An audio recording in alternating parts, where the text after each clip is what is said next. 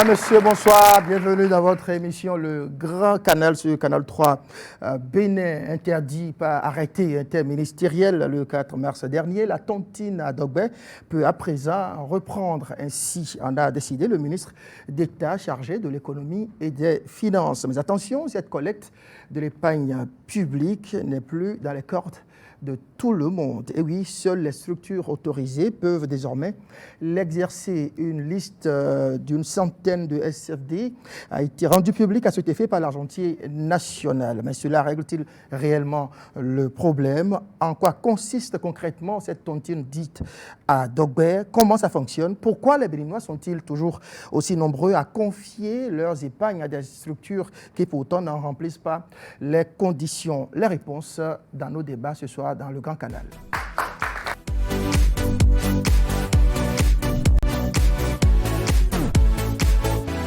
Voilà, et sur ce plateau pour débattre autour du sujet à Dogbé, j'ai mobilisé plusieurs personnes ressources. Il s'agit d'abord de Louis Biao, il est le directeur général de l'Agence nationale de surveillance des structures financières décentralisées, ANSS-FD. Bonsoir, M. Biao.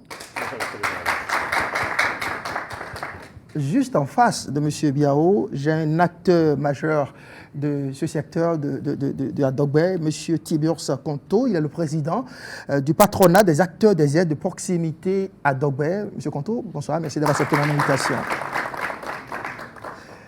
À ma gauche, juste à gauche, Philippe Daoui, il est le directeur général du PADME. Bonsoir, M. Daoui. Ravi de vous retrouver sur mon plateau.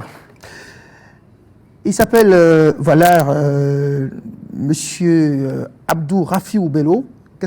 Pourquoi je n'arrive pas à prononcer votre nom? Vous êtes tout le temps un ami. Abdou Rafiou Bello est directeur général du Fonds national de la microfinance, le FNM. Bonsoir. Bonsoir. Bienvenue. Dans le public maintenant, Sulpice Baguidi, il est un acteur de Dogbé. Bonsoir, cher ami. Bonsoir, merci d'être venu. Blandine Avonso, c'est ça, hein? Vous êtes aussi promotrice de Dogbé. Bonne arrivée. Merci. Dr Hyacinthe Agossa, c'est un spécialiste de la microfinance qui va également nous aider à mieux comprendre comment fonctionne cette tontine, cette collecte de l'épargne publique. Bonsoir, monsieur. Bonsoir, docteur. Merci beaucoup. Merci beaucoup. C'est un habitué de ce plateau que je vais à présent présenter. Il s'appelle Amos Avossé. Il est le DG de BFT, Benefintech. Bonsoir, cher ami, cher frère. Bonsoir, merci. Je sais que quand Amos passe sur ce plateau, c'est toujours animé. Bon, c'est vrai que le sujet est un peu plus technique. Mais on verra. Bonne arrivée. Brice Sessou, il est aussi un acteur à Dogbé. Bonsoir. Voilà, il est à ma droite. Bonsoir, cher ami. J'ai aussi invité des clients. En tout cas, j'ai réussi à en avoir une. Il s'agit de mademoiselle Evideva Soloquin. Bonsoir, chère mademoiselle. Merci beaucoup. Et qui pourra partager avec nous son expérience de Dogbé, la tontine. Et justement, c'est quoi Dogbé? Qu'est-ce qu'on appelle justement, qu'est-ce qu'on entend par Dogbé? Ma première question, je vais l'adresser à vous, qui en êtes un acteur pas des moindres. Monsieur Tiburce Conto, c'est quoi Dogbé? Merci beaucoup, monsieur André. Au premier abord, je préfère vous dire simplement que Dogbé, c'est un système de tontine qui soulage d'abord à proximité. Donc ça a commencé dans les années 2000, au soir des précarités de 1990, là, où on a vu naître la tontine. C'est une sorte de tontine qui est appelée Dogbé, où il faut s'entraider entre soi-même, entre familles, entre amis et autres. Donc c'est d'où est né le nom Dogbé. Dans Dogbé, si je m'en tiens à mon statut, je peux dire quoi, ma qualité de locuteur fond, ça veut dire qu'il y a Ado. Oui. Ça soulage la faim. Ado, c'est Bé. Oui. C'est pour, en quelque sorte, régler les problèmes de subsistance. Alors, vous dites que ça date de 1900 quoi? Non, tout récemment. C'est pas récent? Dans les années 2000. 2000. Oui, sinon c'est une forme, la forme classique. Vous avez fait allusion à... Oui, la forme classique existait bien avant. Bien avant. Mais la forme qu'on utilise aujourd'hui, c'est la forme moderne. Les modernes, c'est dans les années 2000. En quoi ça consiste? Ça consiste à faire des entraides, comme on l'a dit, de proximité. Ceux qui veulent, qui n'ont pas les moyens de se permettre certaines réalisations, se cotisent auprès des tontiniers et à la fin de chaque année ou bien à la fin de chaque mois, ils reçoivent ce qu'ils ont mis. En nature, pas en espèces, mais en nature. Alors, vous parlez d'entraide. Oui. Mais au moment où vous dites qu'on cotise auprès d'un tontinier, oui. L'entraide à quel niveau si on doit cotiser auprès d'un tiers? Et vous savez, quelqu'un qui a besoin de 1000 francs pour entreprendre, par exemple, et il n'a pas les 1000 francs cash, où est-ce qu'il a trouvé ça? Il n'a pas de garantie non plus pour aller vers une microfinance. Mais certainement, c'est les trucs de proximité qui doit faire face avec les trucs de proximité. Donc c'est ça qui permet maintenant qu'à Dogbert, faire plus de social que de l'épargne et de crédit. Monsieur le directeur général du FNM, Abdou Rafiou Bello, vous êtes le premier responsable de la promotion de la microfinance au Bénin.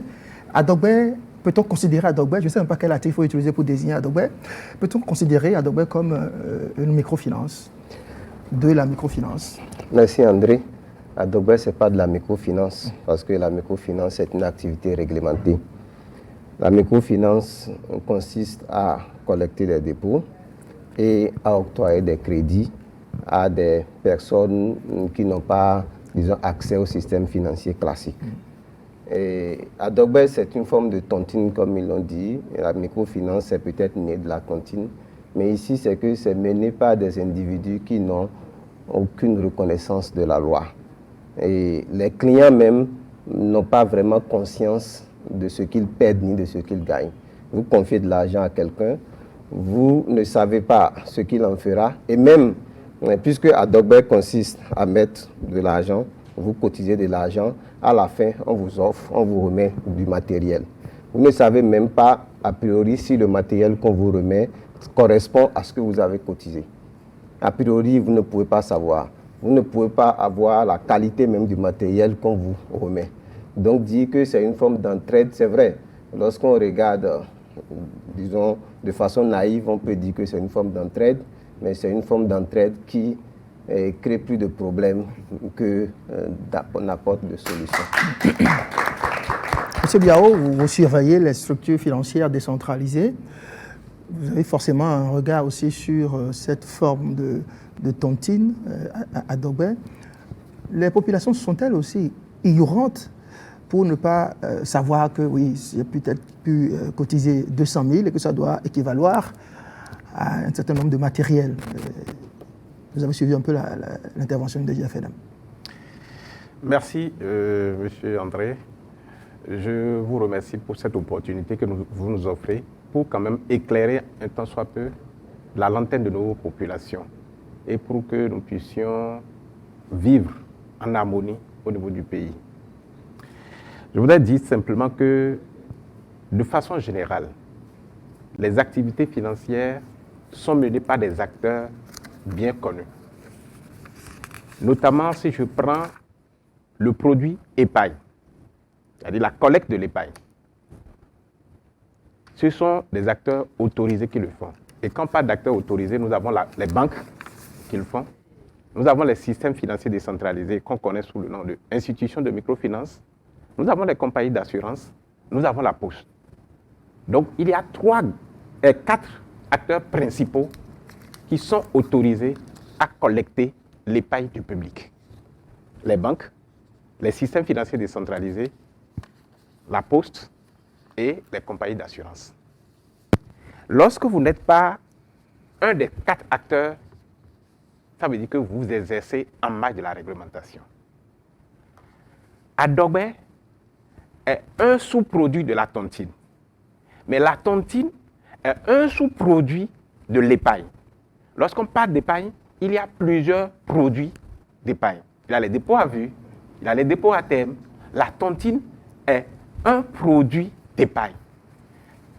Et au niveau de la tontine, il y a des sous-produits tels que à Dogbert, tels que on dit tontine crédit.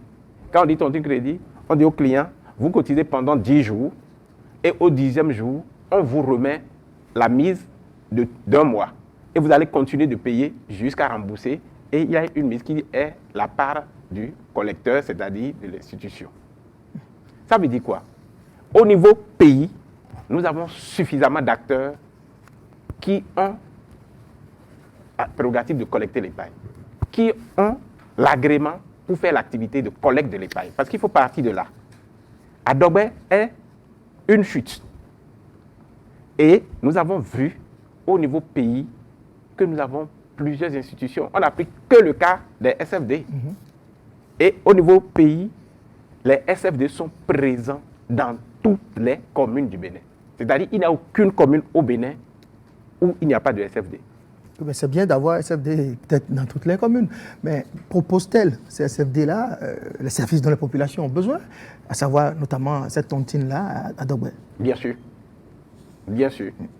Les SFD proposent ces produits. Okay, on va voir tout à l'heure, parce qu'il y a beaucoup d'acteurs sur ce plateau qui pourront également réagir. Je veux me tourner vers le public rapidement, avant de donner la parole au DG Patmeu pour écouter un scientifique, docteur Hyacinthe Agossa. Vous avez entendu les institutionnels sur ce plateau, le DGFNM, le DG de l'agence de surveillance des SFD. Est-ce que leur définition de Adogbe vous convient?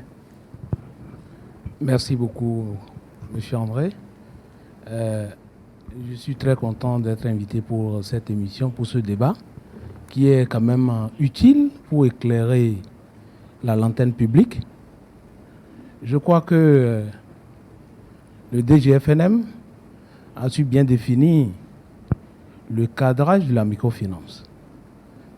De la même manière, si nous avons suivi le DG chargé de la surveillance des systèmes financiers décentralisés, il a bien structuré le produit Adogbe. Je dis produit parce que c'est un sous-produit de l'avis du 29 août 2013 qui est venu à la suite de la loi 2012-14 de 21 mars 2012. En réalité, Adogbe, c'est un sous-produit de l'épargne que nous appelons tontine. Alors, par rapport à vos préoccupations tout à l'heure, je pense que je ne vais pas aller forcément dans le sens de ceux qui ont pris la parole avant moi, mais je vais dire que le problème de Adogbe aujourd'hui, tel que ça se passe, je crois que c'est un besoin national. Il faut reconnaître ça. C'est un besoin national parce que les systèmes financiers décentralisés essaient de proposer des produits, mais ces produits ne sont pas forcément adaptés aux besoins de la population à la base. Parce que si je prends les communes, les SFD sont dans les communes, mais quand vous allez dans les arrondissements, au niveau village, c'est beaucoup plus compliqué. Au-delà de ça, nous allons voir l'aspect économique aujourd'hui, où nous voyons que la situation, la morosité économique amène la population à se ruer vers, tel que vous l'avez défini, le thème tout à l'heure en fond. C'est-à-dire, les gens sont faim et ils ont besoin de quoi manger aujourd'hui. Ils se cotisent de l'argent, on donne à celui qui a plus faim aujourd'hui, et on attend le tour de l'autre pour l'accompagner également. Donc, par rapport à ce besoin... Là, il faut avoir fait à tour de rôle. À tour de rôle. Il faut avoir fait au même moment. Voilà. Donc, on ne fera pas au même moment. Donc, par rapport à cette situation, c'est un besoin réel de la population qu'il faut que la structure chargée ou les structures chargées de la microfinance au Bénin puissent circonscrire déjà l'activité pour permettre de l'insérer comme un produit dignement reconnu officiellement au niveau des produits classiques définis par les trucs de l'UEMOA. Je vais en ajouter pour dire, quand nous parlons de microfinance, c'est l'absence de la finance classique, comme l'a défini le DGFNM. Ouais. Ça voudrait dire qu'il faut faire de la finance de proximité, il faut aller vers la population à la base, au détriment des banques qui font du microcrédit. Le microcrédit, c'est le crédit à l'échelle plus bas. On ne tient pas compte forcément des conditions de vie de la population pour le faire. Mais quand nous allons vers c'est-à-dire la microfinance, c'est à la fois l'aspect économique et social. Donc, il y a les deux volets. On prend en même temps l'aspect économique, on veut rentabiliser l'activité et la pérenniser. et en même temps, on veut faire du social. Donc, il y a le couple rendement, que je peux appeler économie, et l'aspect social qu'il faut associer. Donc, je pense que les acteurs des systèmes financiers décentralisés aujourd'hui doivent penser à innover pour s'adapter à la situation. Ce n'est pas seulement au Bénin. Hein. Oui. Tel qu'il a dit, c'est un problème qui date de longtemps, la tontine. D'ailleurs, les microfinances sont nées sur les centres de la tontine. La tontine. Ça, là, il faut le savoir. Donc, et pourtant, voilà. J'ai entendu sur le plateau les directeurs généraux, le FNM, l'agent de surveillance, pratiquement ignorer, enfin ne pas reconnaître à Dogbé. Et je vous ai entendu dire que c'est totalement illégal, voilà, c'est la tontine plutôt, c'est la microfinance, les SFD sont là. Pourquoi continuer d'ignorer, monsieur le directeur général du PADME, une activité qui concerne autant de citoyens? Merci, M. Doussa, et merci également de nous avoir invités, sur le plateau. À Dogbé, c'est vrai que c'est un phénomène aujourd'hui national social. Et au regard de l'argumentation du président de la fêtière, vous me permettrez rapidement de faire un aperçu de la genèse de la tontine. Oui. Et c'est important, et ça va permettre de mieux comprendre, parce qu'on parle de tontine, on parle d'épaille, on parle d'Adogbé. Faisons attention par rapport à Quelle est la... Alors, la tontine, pour ne pas aller jusqu'à la source profonde, dans nos villages, à l'essence, c'est d'abord une entraide. Donc, les villageois s'associaient pour aller labourer le champ d'un membre du village, un jour, T. Le jour T plus 2 ou T plus 1, on s'associe pour aller labourer le champ du voisin, ainsi de suite. Parce que seul, on ne peut pas réussir l'activité. Tout à fait. Après, de la même façon, on s'associe pour aller construire la case de l'un des membres. Donc, c'était d'abord une tontine sous forme non numéraire. Cela a évolué pour passer ensuite à la forme numéraire. Vous allez également, si vous demandez à nos grands-pères et autres, il y avait même la tontine de boisson. Où, pour faire la dot en fin d'année et autres, pour fêter, on s'associe et puis chaque mois on donne une bouteille de liqueur et autres, et en fin d'année on ramasse. Tout ça, ce sont des formes de solidarité. C'était utile en ce moment parce que nos grands-pères prenaient beaucoup de femmes. Voilà. Ils avaient besoin de faire beaucoup de dot aussi. Beaucoup de dot aussi. Et donc tout ça, ça fait partie de la tontine. Et comme vous l'avez dit, l'aspect numéraire a fini par prendre le dessus. Et cet aspect numéraire, au départ, qui n'était pas commercial, donc on cotise, on a des mises, à la fin on ramasse. Par la suite, il fallait que le trésorier du groupe soit quand même intéressé. Voilà. D'où le trésorier du groupe devait prendre et prélève. La tontine a alors pris la forme commerciale. Entre d'abord des gens qui se connaissent.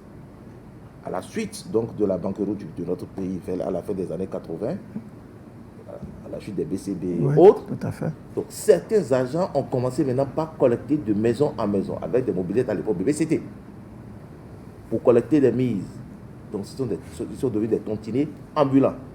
Donc vous ne savez même pas la résidence de ce tontinier.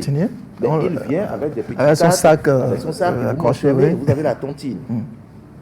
Tout cela a évolué avec également, malheureusement, quelques échecs parce que des citoyens ont perdu.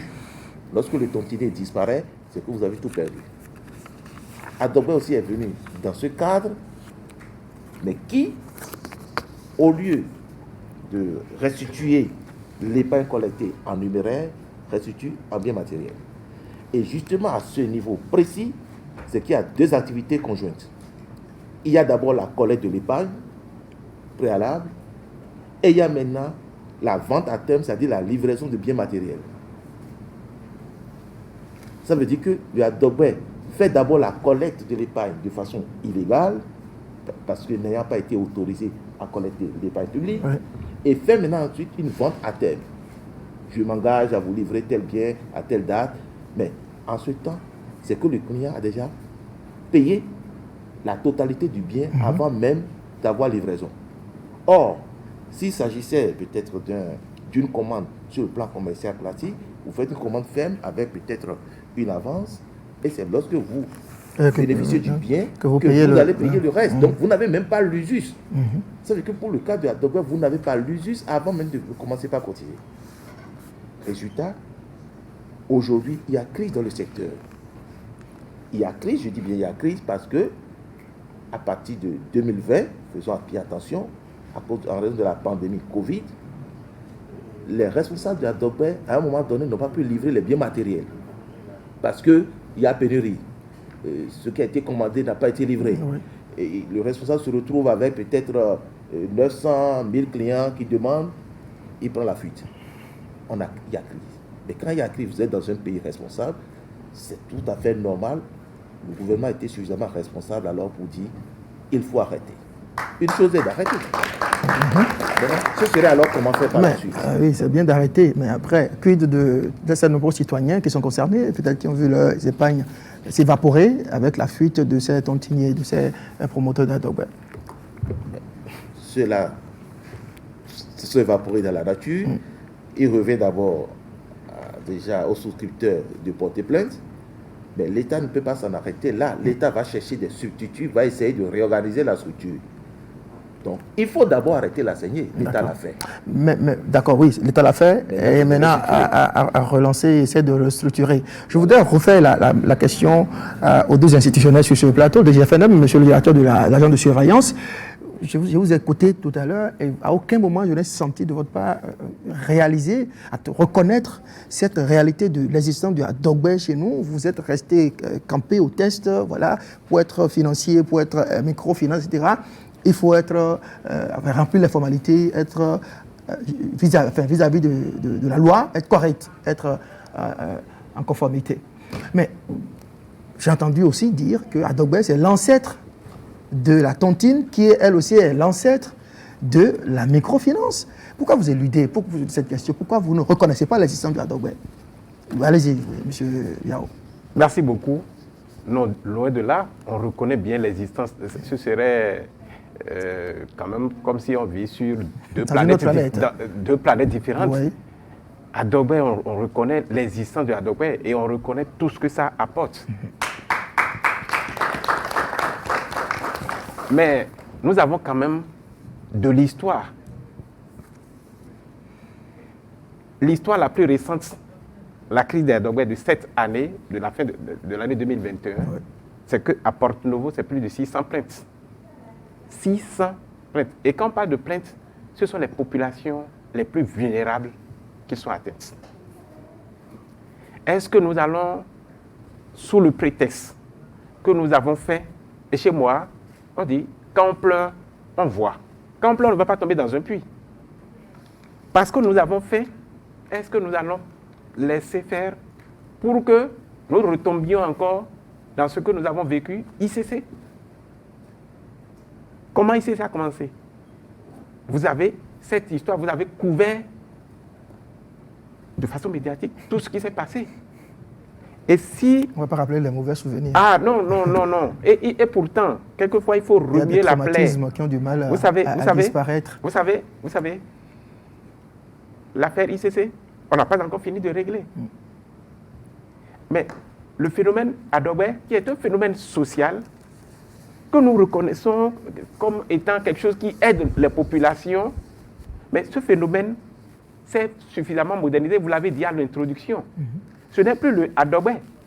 Est-ce que celui qui fait Adogbe pour prendre une voiture, c'est pour Adogbe, non? Non. Il y a des Adogbe pour acheter... Ils prennent voiture, on prend parcelle, on prend moulin, on prend moto, même on propose des maisons. Donc on propose des équipements de grande valeur. Je voudrais que nous puissions comprendre. Adogbe n'a jamais été interdit. Adogbe qui est interdit, c'est Adogbe qui est fait par des personnes qui ne sont pas habilitées. Alors, je répète, oui. La tontine est un produit d'épaille. Et nous avons reconnu que Adogbe est un sous-produit de la tontine.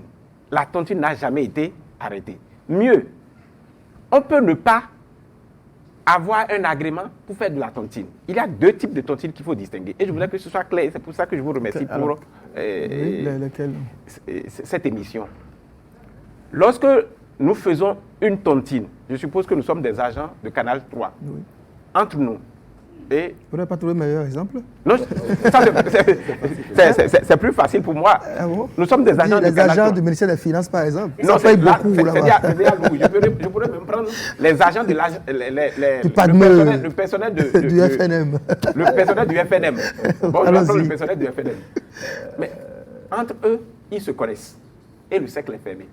Lorsque la tontine se réalise, avec ces deux critères, on n'a pas besoin d'agrément. Le cercle est fermé et tous les membres se connaissent. Mais lorsque c'est une personne, physique ou morale, qui prend sur elle de collecter les pailles du public, on tombe sous le coup de la réglementation. Est-ce que vous voyez? Donc ce n'est pas que la tontine va disparaître parce que cet arrêté interministériel, c'est pour rappeler. C'est pour rappeler. Et donc, c'est juste pour protéger les populations. Et l'État est dans son devoir de protéger les populations. Nous avons dit qu'il y a 600 plaintes à Porte-Nouveau. Ça, c'est ceux qui sont partis se plaindre. Et vous avez vu ce qui s'est passé d'abord dans le zoo, avant et le cas de Porte-Nouveau. Mais mieux, pour la Tabaski de 2020, à Djougou, on a fait tontine Tabaski. Tontine de mouton. Tontine de mouton, c'est-à-dire, on a promis aux gens pour dire, bon, à une semaine de la fête de Tabaski, vous aurez des moutons. Vous choisissez selon la taille, selon là. Des gens ont cotisé pour moutons de 30 000, 40 000, 50 000, 80 000. Mais vous savez qu'à une semaine, au moins, les gens devaient prendre leurs moutons et les collecteurs ont disparu. Regardez cette détresse-là. Alors, vous souhaitez compléter? Alors, je vais donner la parole aux acteurs, oui. Bien sûr, je vais compléter en disant que Adogbe, il a dit ça à deux aspects. L'État reconnaît bien, pas l'État reconnaît, nous savons que le phénomène existe. Nous reconnaissons l'utilité du phénomène. On sait que à côté de la collecte de l'épargne, il y a un souci de mutualisation des achats, un souci d'aider les populations à acquérir des biens. Ça, c'est quelque chose qui est réel, qui est là. Et nous devons travailler, à mon avis, à ce que les institutions classiques, justement, prennent en charge cet aspect-là dans leur mission sociale. Je pense que les spécialistes l'ont dit derrière, la microfinance, c'est non seulement une mission économique, mais une mission sociale. Juste là, cette mission sociale n'est peut-être pas, en tout cas la mission sociale vue sous ces temps n'est peut-être pas bien prise en compte. Et l'arrêté du ministre d'État, le ministre de l'économie et des finances, offre l'opportunité justement aux institutions microfinances de s'intéresser à cet aspect.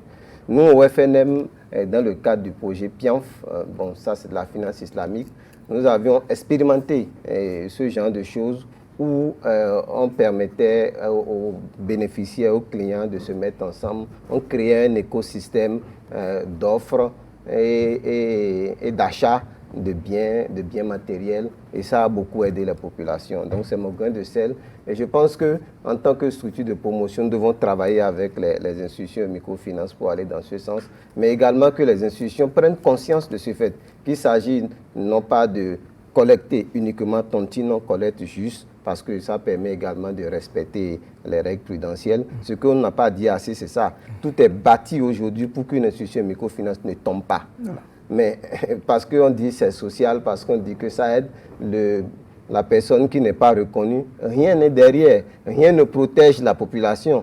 Donc les institutions, nous devons travailler ensemble justement pour prendre en charge cet aspect-là qui est également une opportunité pour elles. Merci. Alors Adogbe, c'est une pratique traditionnelle, j'ai envie de dire, que vous et d'autres acteurs, M. Konto, vous perpétuez. C'est vrai, il y a beaucoup de difficultés, il y a eu des échecs, des collecteurs, des promoteurs ont pris la fuite avec les épargnes des citoyens. M. Biao a évoqué à plusieurs reprises les 600 plaintes de Porto-Novo, et Dieu sait qu'il y en a bien plus et un peu partout dans le pays.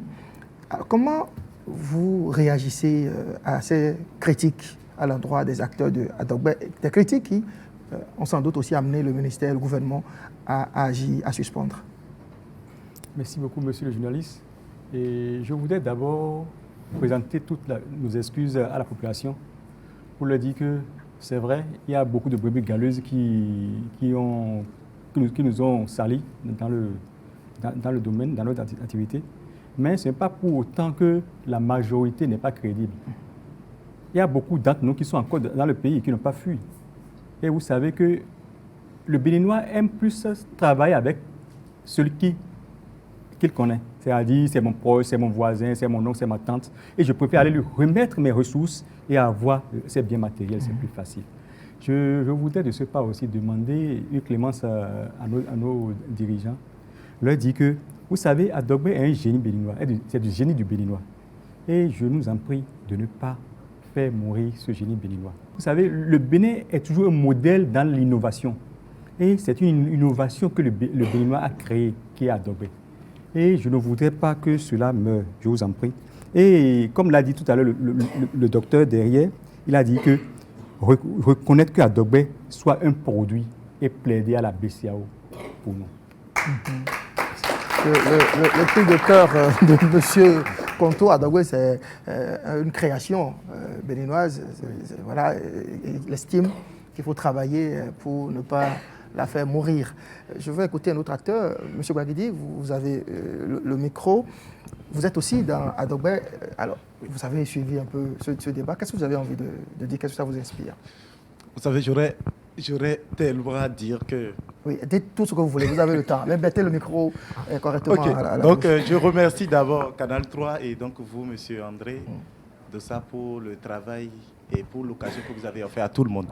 Et permettez que je dise, pour moi, mon expérience, par rapport à ce que monsieur le DGFNM a eu à dire tout à l'heure, je m'aurais juste corrigé un petit truc avant.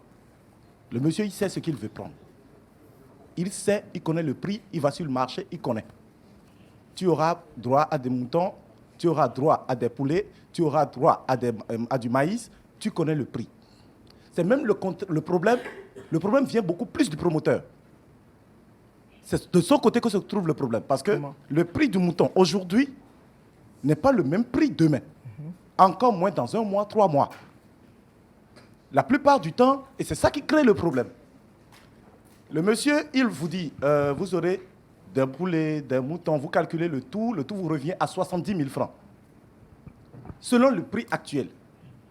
Et bien évidemment, il n'est pas du secteur des finances. Il ne sait pas comment estimer dans l'avenir et les prix des choses pour que ça l'arrange vraiment. Donc, il s'engage près de vous. Si vous vous cotisez tous les jours, vous cotisez tous les jours, et donc, lui, il appelle des fournisseurs.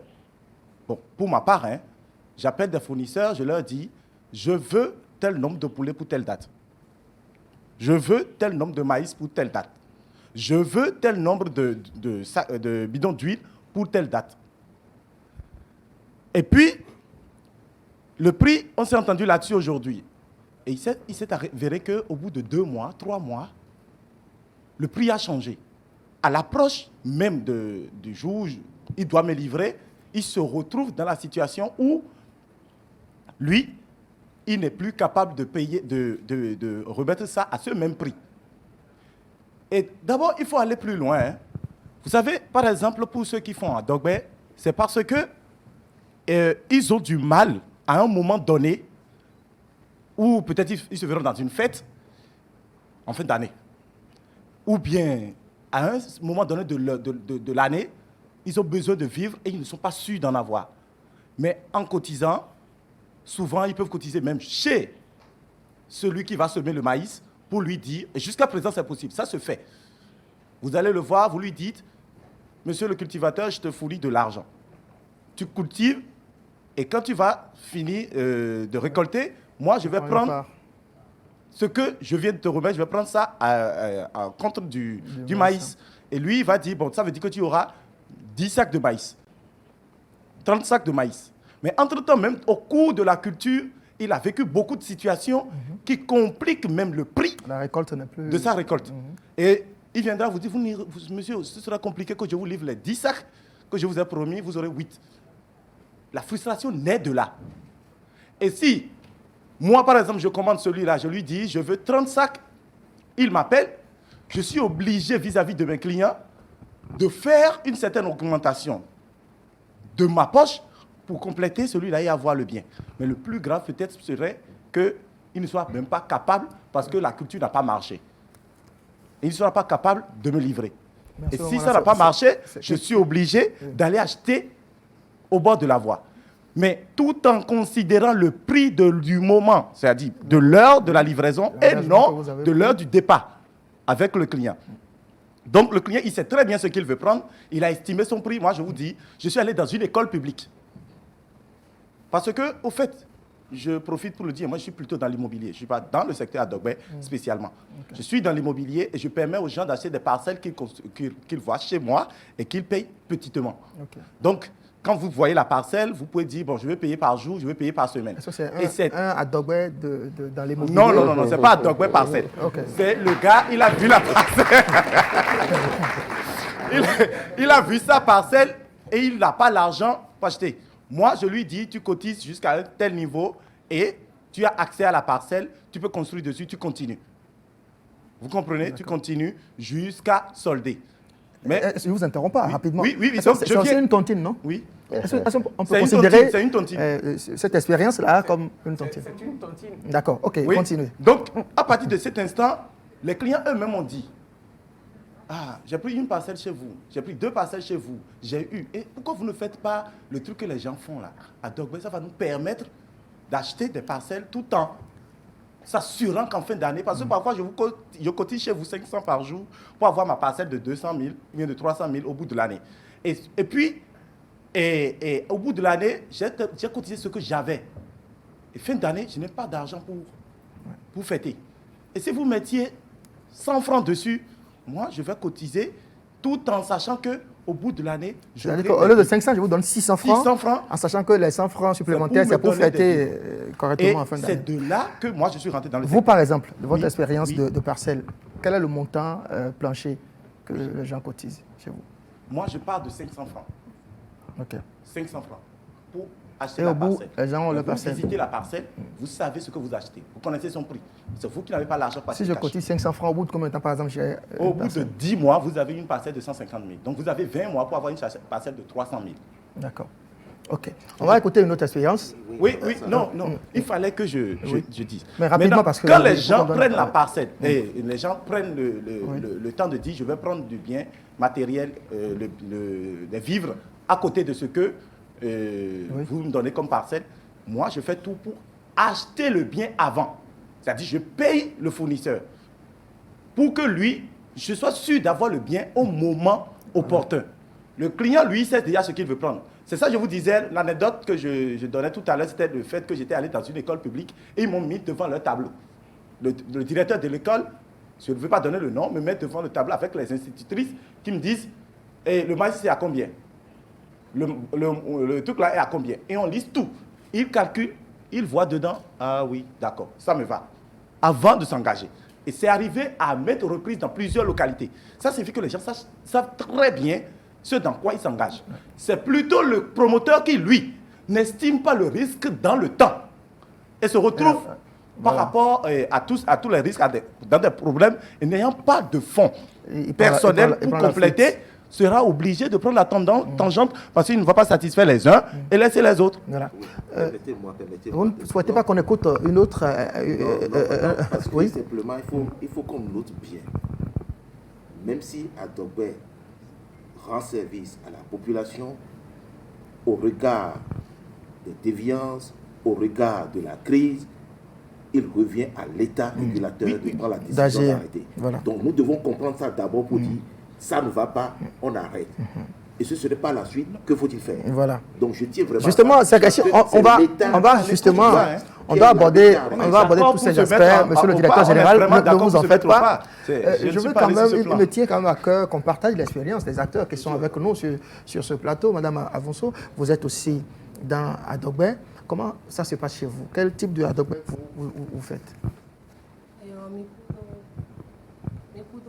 Oui. Vous allez faut bien miser le micro à nous Gandhi. J'ai permis que Madame Avonso parle fond. C'est ça que tout le monde pratiquement comprend. Oui. Kokolopodo agbadepo amiko enoblo. No yikwedeji. Eya client ledo. Ahan am blo glacier ni e nzegona. Eya medo ahan am blo keke nzegona. Kaka e waje li. Ah. Waje amwa. Waje temele. Verido, quoi, lost in fifo. Mlo for mon tien quoi période no honle. No lendo fit laisser bon tien quoi période no ya honle dai. Kaka wa fin d'année au moins ni bla hol client les ton lebi. Et non avoir yo so signé dia. Donc fin na du chaki attendre yo. Et j'ai 1500. Donc client les do. Nja du chaki we do miji. Bon. Quoi les jen moji. Ngbedo chaki do po ma la mi wa. Mi mo keke mo go kwele mi.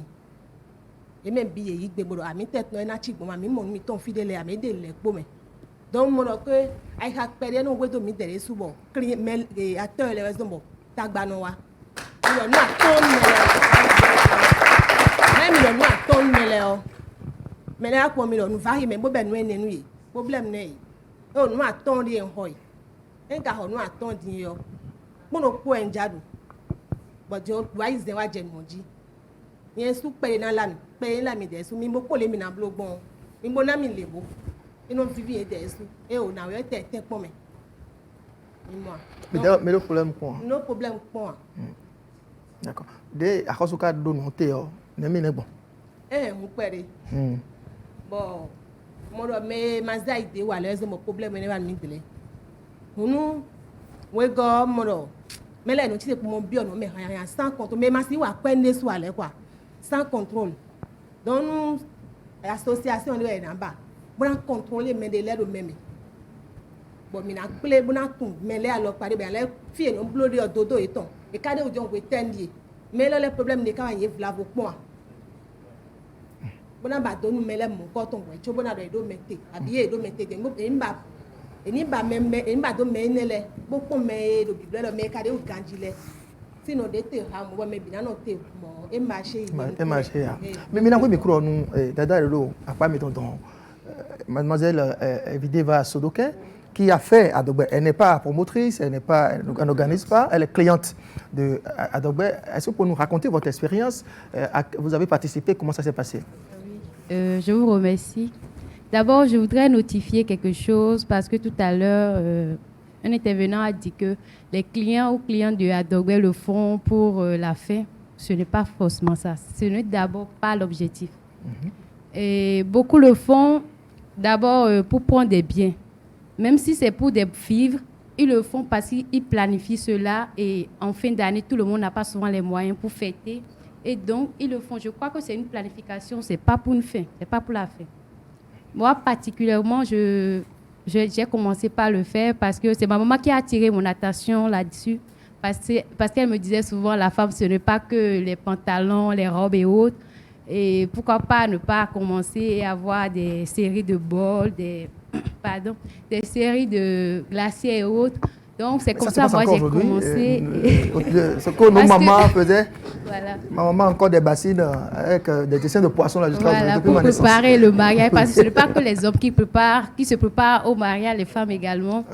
Donc, c'est comme ça que moi, j'ai commencé. Et dans le quartier, on m'a parlé d'un monsieur qui le fait. D'ailleurs, il est très bien organisé. Et moi, j'ai expérimenté. Chaque jour, je donnais 100 francs. Et ça a marché. La première année, ça a très bien marché. Vous avez obtenu quoi? Des séries de glacières. Des séries qui sont là. Et aussi des bassines. Des bassines également. Donc, il a été honnête. Il est très bien organisé. Souvent, il y a du monde. Donc, je pense que ce n'est pas quelqu'un de faux. Sinon, il n'aurait pas assez de monde. Vous continuez?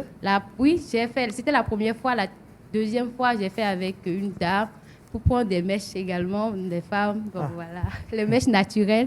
Et je me suis rendu compte qu'à la fin, la mèche que je voulais, ce n'était pas la qualité. Et ça, bon, là, j'ai eu un peu de tout. Même bon. La troisième fois, je continue actuellement quand l'arrêté ministériel est sorti. Donc, voilà. D'accord. Tout n'est pas... Alors, je sais qu'il y a beaucoup de réactions sur le plateau. Monsieur le directeur, permettez-moi de donner la parole à Dr Agossa d'abord, puis on revient sur la table. Merci beaucoup, monsieur André. Je crois que tel que c'est circonscrit, le débat est clair qu'aujourd'hui, à Adogbe, c'est une nécessité. Voilà. Deuxième chose, il faut reconnaître que c'est une activité menée par des acteurs qui ne sont pas dans le sens formel, qu'il faut réglementer. C'est-à-dire que l'activité de Adogbe, Il faut réglementer ça. Troisième chose que je vais ajouter, c'est quoi? Les promoteurs du Adogbe, aujourd'hui, improvisent, font de l'improvisation. C'est-à-dire qu'ils ne se préparent pas à l'activité. Il y a des gens qui ont déjà des expériences, pour la plupart qui ont travaillé sous les institutions de microfinance, qui ont quelques expériences, c'est eux qui réussissent. Donc, Adogbe a un problème. Alors, lorsque nous venons à l'arrêté 538 du 4 mars 2022, je dis que c'est un problème que l'État a créé. C'est un problème parce que c'est hyper grave d'arrêter l'activité comme cela. Je ne sais pas si les acteurs présents sur le plateau sont informés de l'arrêté. Sinon, le directeur général de la surveillance des systèmes financiers décentralisés, il connaît bien l'historique depuis la cellule de surveillance des institutions de microfinance décentralisées. Alors, le problème à ce niveau, c'est qu'au niveau de la loi, dans l'article 7 de la loi, c'est précisé les conditions dans lesquelles vous pouvez faire les produits d'épargne. Oui. Et c'est une émanation des décisions du Conseil des ministres de l'UEMOA. Ce sont des transcriptions des directives de l'UEMOA que nous avons eues dans la loi. Donc, c'est précisé qu'on ne peut pas faire l'activité tant qu'on n'est pas enregistré formellement. Donc, dans l'arrêté, je ne vois rien de nouveau. Quand vous voyez le 1, on interdit, article numéro 1, on interdit.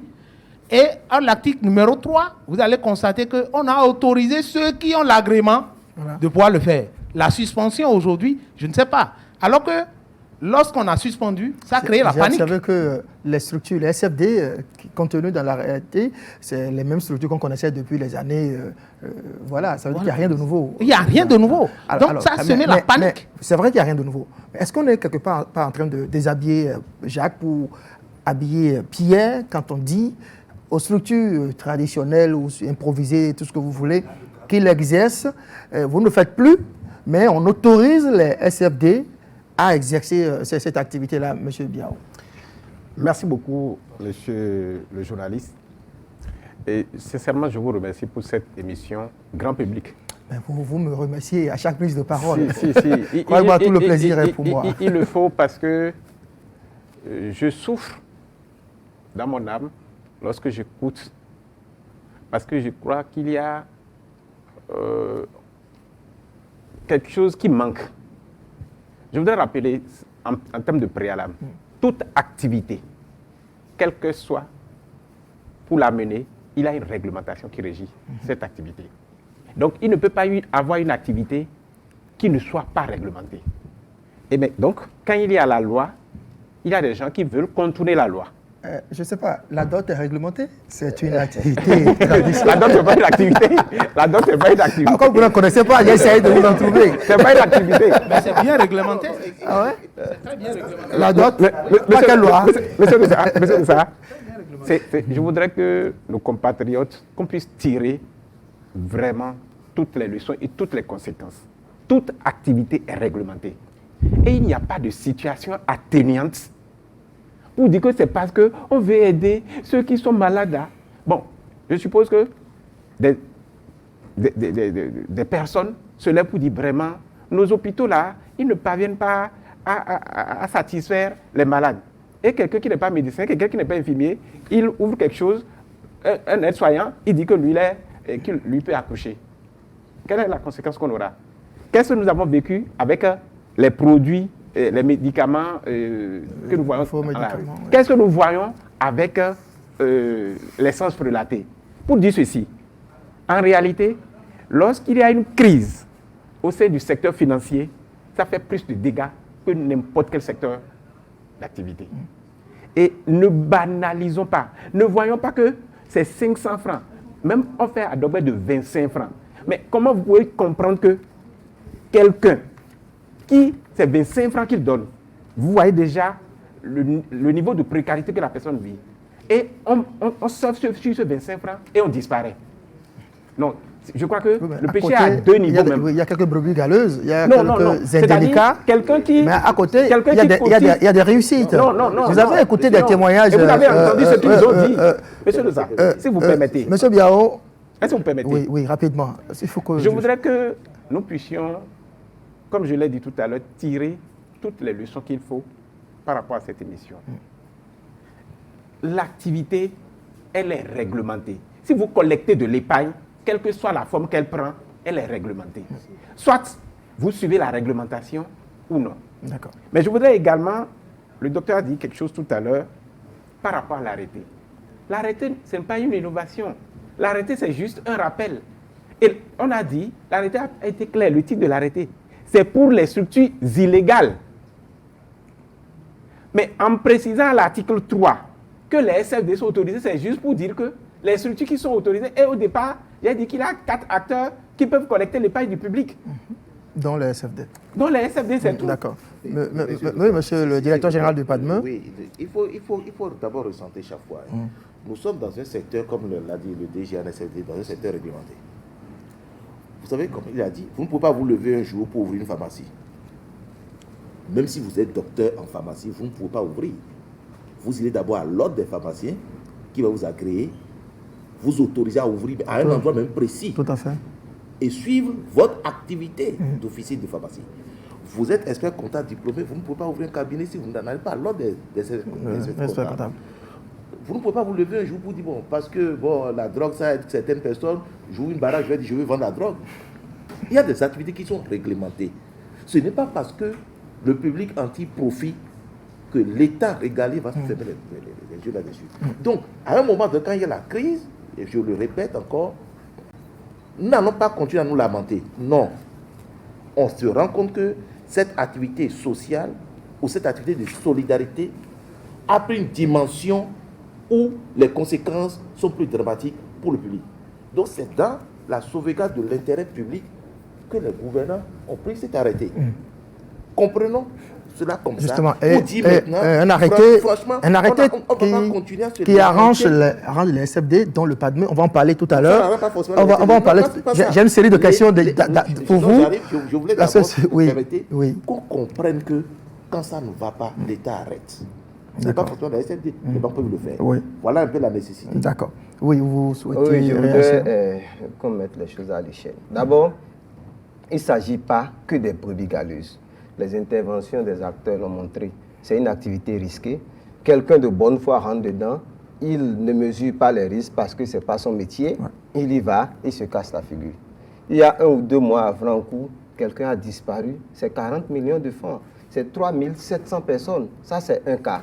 Lorsqu'on prend les 600 cas, nous sommes peut-être à l'échelle du milliard, n'avons pas fait l'évaluation. Donc, face à ce drame social, c'est parce qu'on ne voit pas le drame que nous raisonnons. Il y a des gens qui sont vraiment dans des conditions précaires, qui ont vu leur épargne s'envoler.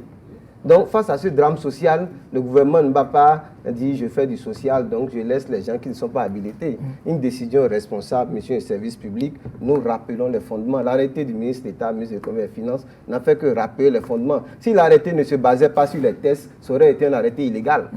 Donc, c'est un arrêté qui se base sur les tests. Je le disais, on doit passer à la rubrique C'est cocasse avec nos amis de Jésus Comedy Club qui me signalent qu'ils ne sont pas encore prêts. Alors, cet arrêté, cette décision, vous voulez réagir, monsieur Conto? Je vous accorde la parole, allez-y. Je voulais rappeler que tout le monde tombe ici que Adogbe est une nécessité. Ouais. Et pour cela, au lendemain de la sortie de la décision interministérielle, nous sommes déjà organisés en une fêtière dénommée le patronat des acteurs d'aide de proximité. C'est toujours pour vous accompagner, DG. En vous accompagnant, nous sommes en train de faire la cartographie de tous les acteurs d'Adogbe dans tout le Bénin.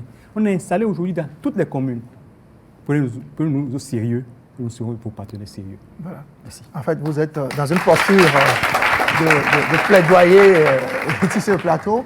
Alors, je disais qu'à travers sa décision, le ministre d'État, le ministre de l'Économie et des Finances, Robert Douadani, n'est-il pas en train d'arracher aux acteurs informels leur activité pour l'attribuer au SFD, à ces structures agréées, notamment le PADME. C'est une aubaine pour vous, M. Philippe Daoui.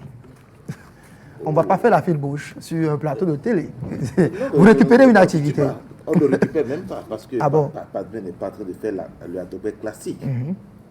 Étant une institution de microfinance, nous collectons l'épargne et nous faisons la tontine adossée à ces plans d'épargne. Parce que comme je vous l'ai dit à l'entame, Adogbe a 2 volets. Il y a la collecte de l'épargne et il y a la vente de biens matériels, la réduction de biens matériels. Ça a 2 volets. PADME fait la première partie, c'est-à-dire l'épargne, la collecte de l'épargne et la tontine adossée. Pour PADME, c'est simple. Vous faites votre tontine, vous ramassez à thème échu, vous allez vous lever et acheter le bien matériel dont vous avez besoin vous-même. Et dans tous les cas, les structures, que ce soit PADME, tous les SFD régulièrement autorisés, ne peuvent pas se lever du jour au lendemain et fuir. Parce que c'est un secteur qui est réglementé, qui est contrôlé par la SFD. Donc tout SFD, au-delà même de PADME, va pouvoir déployer des plans d'épargne tontine. Et ces plans, vous avez la tontine classique, vous avez même le crédit sur tontine, vous avez l'avance sur tontine. Ça veut dire que si en fin d'année, ce que vous avez cotisé, votre plan d'épargne ne vous permet pas d'acquérir le bien parce qu'il y a eu inflation ou bien augmentation des prix, l'institution peut vous accorder en plus un crédit complémentaire pour que vous puissiez acquérir le bien. Mais là, encore une fois, c'est pour vous dire que l'arrêté interministériel, ce n'est pas pour déshabiller certains et habiller d'autres. Les acteurs sont à l'intérieur du système, le font suivant leurs produits et suivant leur stratégie. Voilà un peu ce que je vais vous dire d'abord en attendant, pour que vous compreniez qu'il ne s'agit pas d'une guerre d'institutions ou d'acteurs, mais c'est plutôt d'abord... La Poste du Bénin fait également du Adogbe. Moi, c'est en préparant cette émission que j'ai découvert que la Poste fait du Adogbe et c'est même bien intitulé Adogbe.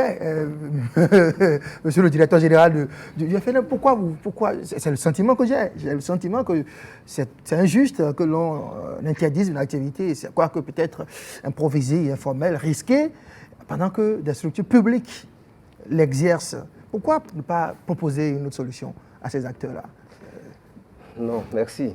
Je pense que je vais répéter le DGA NSFD en disant si c'est pour le répéter, s'il vous plaît. Oui. C'est pour peut-être que ce n'est pas suffisamment compris. Ce n'est pas qu'on a interdit l'activité à Adogbe. On a interdit cette activité-là, disons, menée par des personnes qui ne sont pas habilitées. Et dès lors qu'on s'inscrit dans ce registre, on doit pouvoir avancer. Maintenant, on ne peut pas dire qu'on a déshabillé quelqu'un pour habiller l'autre. Ce n'est pas possible. La seule chose, c'est que nous restituons, disons, les choses, nous mettons les choses en ordre. Et après cela, nous devons travailler à ce que les autres, justement, puissent rentrer dans les rangs. Et je pense que le DG l'a dit, ils ont 2 opportunités. Première opportunité, se mettre en institution de microfinance, soit ils s'associent avec des institutions de microfinance. Et c'est le rôle de l'État de les aider dans ce sens. On va davantage approfondir ces idées-là, ces propositions que vous développez. Ce sera après nos amis, les comédiens de Jésus Comédie Club est avec nous, qui va essayer de traduire dans sa représentation théâtrale le sujet de cette émission. Voici C'est cocasse.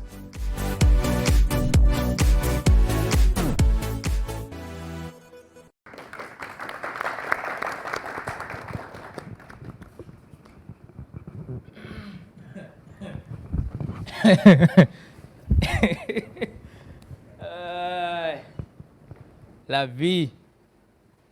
Moi, j'avais beaucoup d'argent.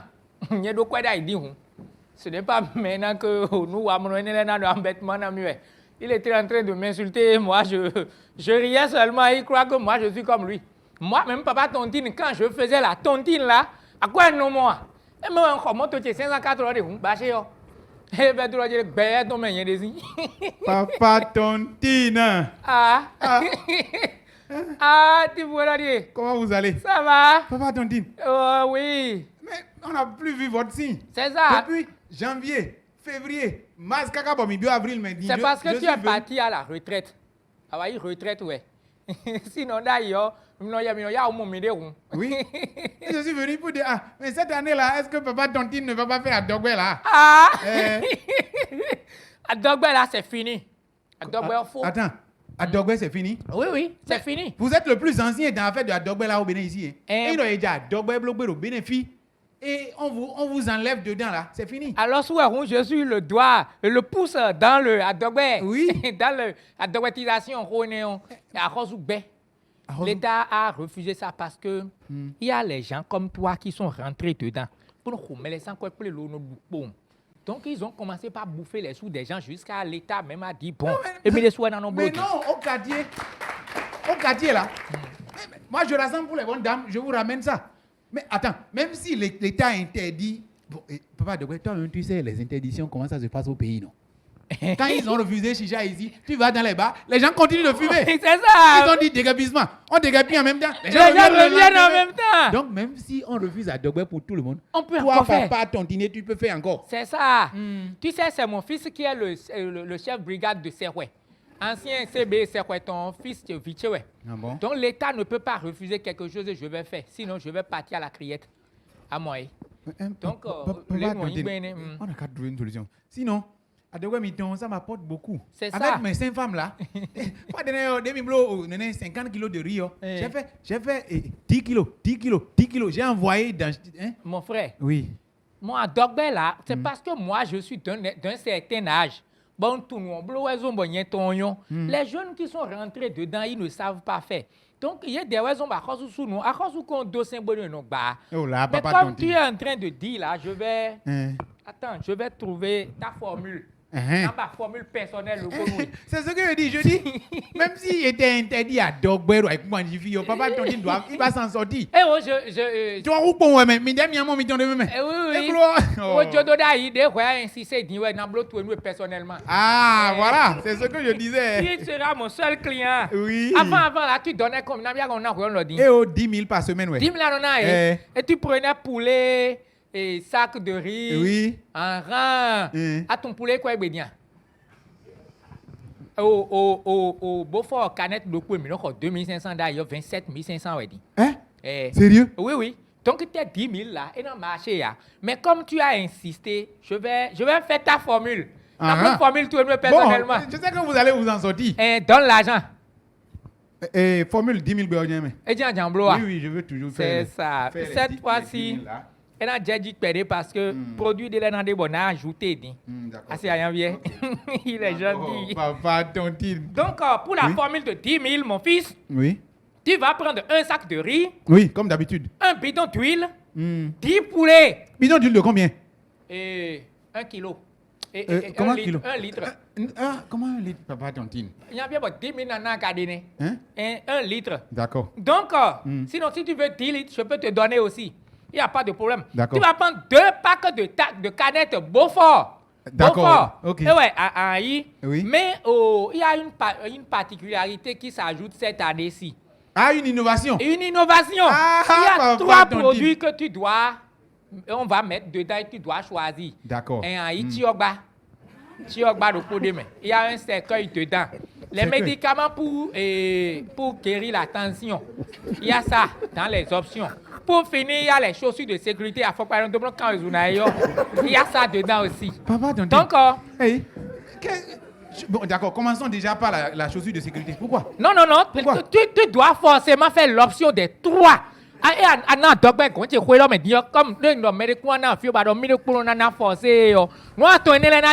Parce que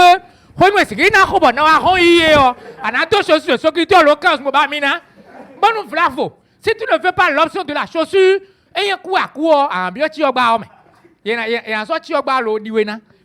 tu aurais donné, tu aurais souscrit pour ça. Et pour finir, une tension, tu aurais déjà souscrit pour les médicaments de tension. Tu vois un peu, parce que si moi je fais ça, je suis sûr que je vais fuir. Tu comprends ça? Papa, malgré la cherté de la vie de l'année passée, là, vous n'avez pas fui, non? Toi, tu sais combien de parcelles moi j'ai vendu pour répondre à vos besoins? Attends, écoute-moi, il y a ça. J'ai failli vendre ma femme pour vous donner l'argent. Si tu es prêt, tu fais l'option de ces 3 choses-là. Tu vas parce que nous avons un coup. Donc si tu fais l'option là, non, c'est bon, c'est très bon. Je vais me renseigner et voir quelles sont les institutions qui ont été autorisées à faire Dogbe de cette année-là. Ah oui, c'est vrai. Il y a des institutions qui ont été autorisées.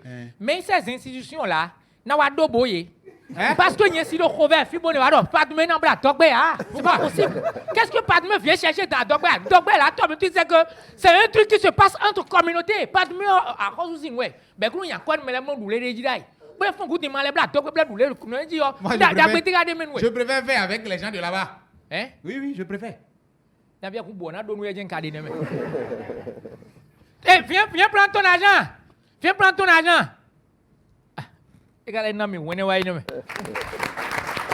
C'était Polycap et Abel de ces caucases. Merci, chers amis. On revient sur ce plateau pour poursuivre nos discussions. Mais je vous rappelle que dans un instant, nous allons recevoir notre ami Belmonde Z qui va nous parler de sa dernière actualité. Vous le connaissez très bien, Belmonde Z. On finit l'émission avec Roméo Akloso, le boss de TIC Télé, qui nous présentera le regard de cybercitoyens, les Béninois sur les réseaux sociaux, ce qu'ils pensent de l'actualité de l'interdiction de la relance de la tontine à Dogbe. Monsieur le directeur général du PADME, je reste avec vous. J'étais en train donc de vous chahuter un peu en estimant que vous buvez du petit lait en ce moment avec la relance de Dogbe, les structures autorisées par le gouvernement qui ont été rendues publiques. Je vous ai vu récemment lancer une nouvelle activité.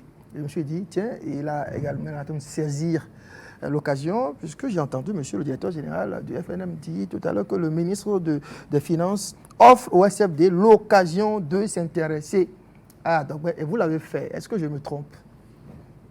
Oui, mais c'est une coïncidence d'agenda parce que, quelque part, PADME s'est lancé dans une réforme, dans des réformes courageuses pour digitaliser ses opérations. Et donc, la tontine, pour que la tontine n'ait pas beaucoup de risques, pour le client surtout, il fallait des solutions technologiques d'aujourd'hui. Donc, PADME d'abord réformer son système d'information, à dématérialiser ses livrets d'épargne. Donc, progressivement, aucun client de PADME n'aura plus de livret de support papier. Tous auront des cartes NFC. Et sur ces cartes, vous avez le sous-compte tontine, vous avez le sous-compte épargne, et vous avez plusieurs plans d'épargne ou de tontine sur la même carte. Donc, PADME était dans ces réformes depuis 2019, ce qui a abouti. Et pour vous dire encore, nous ne faisons pas le Adobe classique. Nous faisons la tontine, nous faisons des avances sur tontine, c'est-à-dire qu'au cours du mois, si c'est une tontine mensuelle, il faut cotiser. À un moment donné, on peut vous faire une avance avant la fin du cycle. Également, lorsque vous cotisez vous avez un plan de tontine pendant 3 mois, on peut vous accorder alors des crédits sur tontine N fois votre plan d'épargne tontine. Et dans la limite de 500 000. Juste pour vous montrer que, oui, il y a la crise dans le secteur Adobe, mais le plan d'épargne tontine de PADME vous permet de disposer des ressources financières pour acquérir les biens matériels en temps opportun. Donc, PADME n'achète pas de biens. N'achète pas de gari et autres, de l'oignon. Mais vous assure qu'à date échue, vous avez toutes les ressources nécessaires et vous irez acheter vous-même les biens matériels dont vous avez besoin. Au moins, il n'y a pas fuite du tontinier. Parce que nous sommes dans un secteur réglementé et nous sommes contrôlés suffisamment par la commission bancaire et par la BCAO. Et dans ces conditions, tout SFD régulièrement autorisé peut offrir des plans d'épargne. Et comme l'a dit le DGFNM, les SFD vont voir comment développer des partenariats avec ceux qui faisaient Adobe pour pouvoir continuer à accorder ces solutions, mais tout en restant dans la ligne de la réglementation des SFD. C'est bien beau tout ce que le PADME, par exemple, a initié et offre au public. Pourquoi on a le sentiment que les populations ont toujours cette réticence-là? On a le sentiment quand on va vers des structures, quoique agréées, historiquement fiables, on les connaît, mais on préfère faire confiance à des particuliers, à des promoteurs d'Adobe. Comment comprendre cette réticence de la population? Merci, M. Dossa. Il y a d'abord une question d'information. L'instinct, c'est d'aller vers la personne qu'on connaît. Oui. On sait que nous évoluons dans une relation de confiance.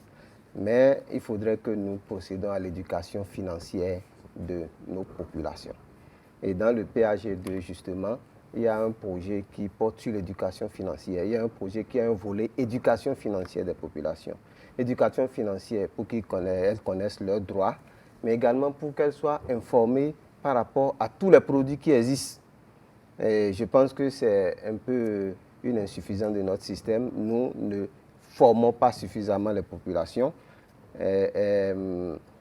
Nous ne les formons pas suffisamment et tant que nous ne le faisons pas, les pratiques vont persister. Nous avons eu ICC Service, nous avions avec la NSSFD sensibilisé longtemps, même par rapport au phénomène Adogbe. Déjà en 2014-2013, à travers un comité qu'on appelle CSFASM, on a sillonné des localités pour dire attention, Adogbe, ça va poser problème, ça pose problème, mais les populations n'écoutent pas parce qu'elles ne comprennent pas les risques, elles ne maîtrisent pas le risque qu'il y a à remettre son argent à quelqu'un dont ce n'est pas le métier.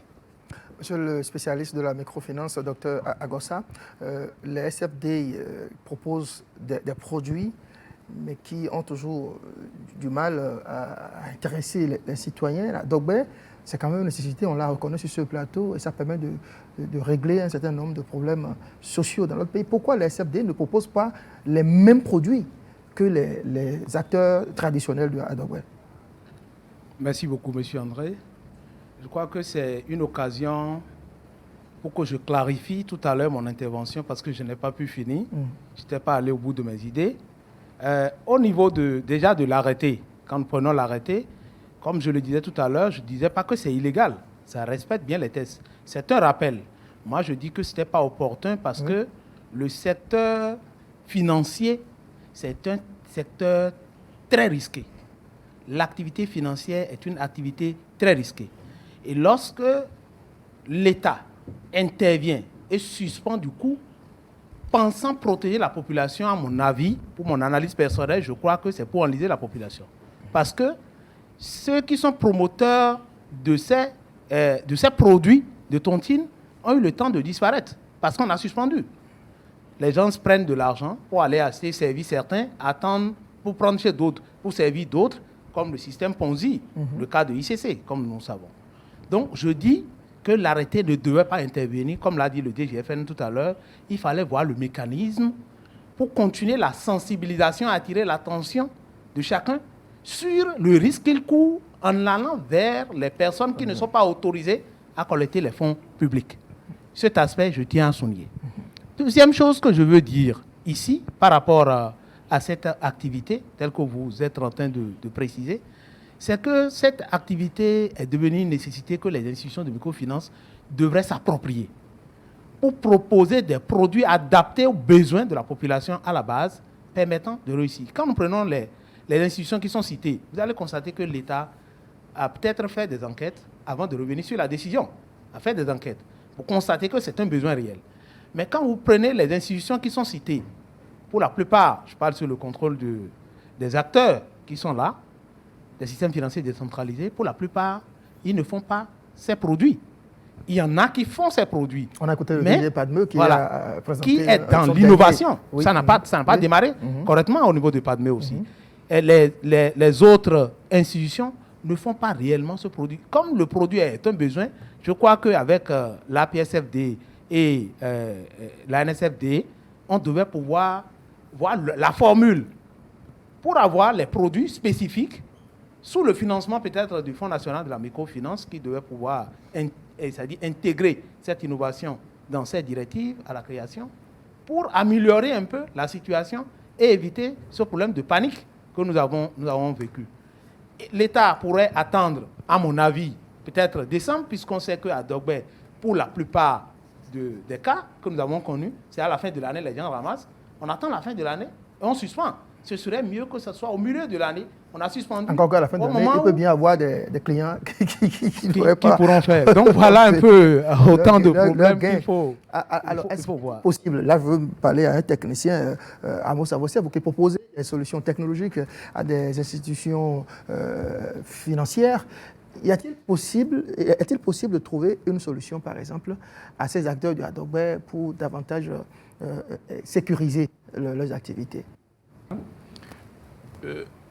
Adogbe aujourd'hui répond à un besoin social, qu'on le veuille ou non.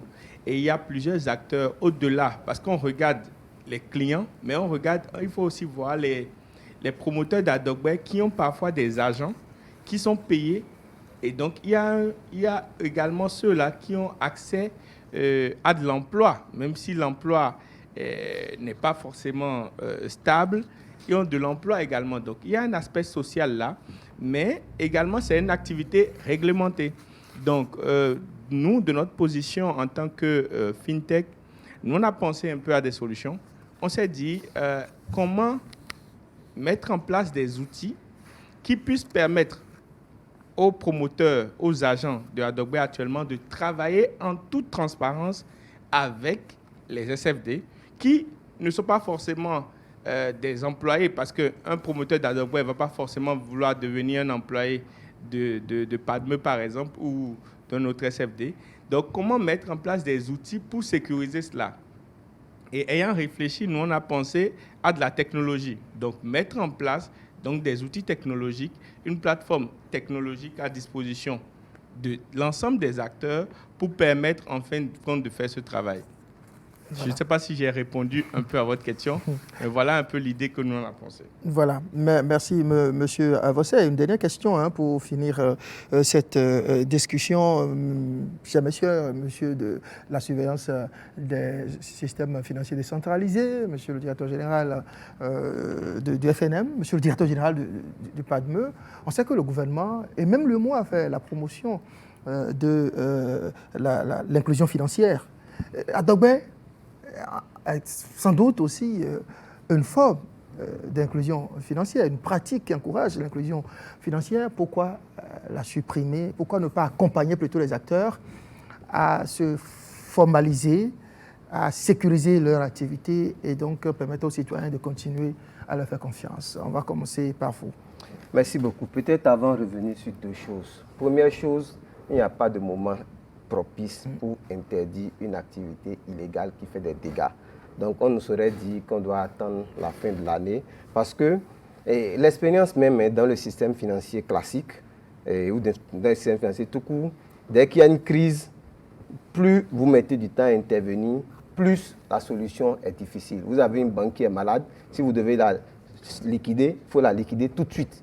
Si vous ne la liquidez pas tout de suite, vous attendez 1 an, 2 ans, le coût de la liquidation devient élevé. Deuxième chose, le ministre de l'économie et des finances n'est pas revenu sur son arrêté en publiant la liste des institutions autorisées. Par défaut, pour faire de la microfinance, donc collecter de l'épargne, donc collecter de la tontine, donc faire Adogbe, il faut être institution de microfinance. Donc, d'ailleurs, même la publication de la liste des institutions de microfinance autorisées est une exigence de la loi. Normalement, au moins une fois par an, le gouvernement doit publier la liste des institutions de microfinance et ça a toujours été fait. Ça a pris cette année une dimension particulière à cause de l'actualité. Donc ce n'est pas que le ministre est revenu sur son arrêté en faisant cela. Maintenant, par rapport à, disons, à ceux qui sont en activité, par rapport à l'inclusion financière, dit aussi que l'inclusion financière, ce n'est pas, disons, faire en sorte que les populations aient accès à des systèmes financiers non reconnus. Parce que dans l'inclusion financière, il y a une dimension accès aux services financiers, il y a une dimension utilisation, mais il y a une dimension protection du consommateur. Nous ne protégeons pas suffisamment nos consommateurs. Mais il y a que, on l'a dit sur ce plateau, plusieurs acteurs l'ont reconnu, que c'est une nécessité. Non reconnue peut-être, mais c'est une nécessité. Comment on fait? Non, ce que nous devons faire, c'est justement aider les institutions légalement installées à aller sur ce créneau. Voilà. Et le spécialiste l'a dit, et le PADME a essayé, et FESECAM a des produits tontines, IAMD a des produits tontines. La plupart des institutions ont des produits tontines. Maintenant, produits Adogbe, c'est peut-être l'occasion pour les professionnels de se rapprocher de ces institutions-là.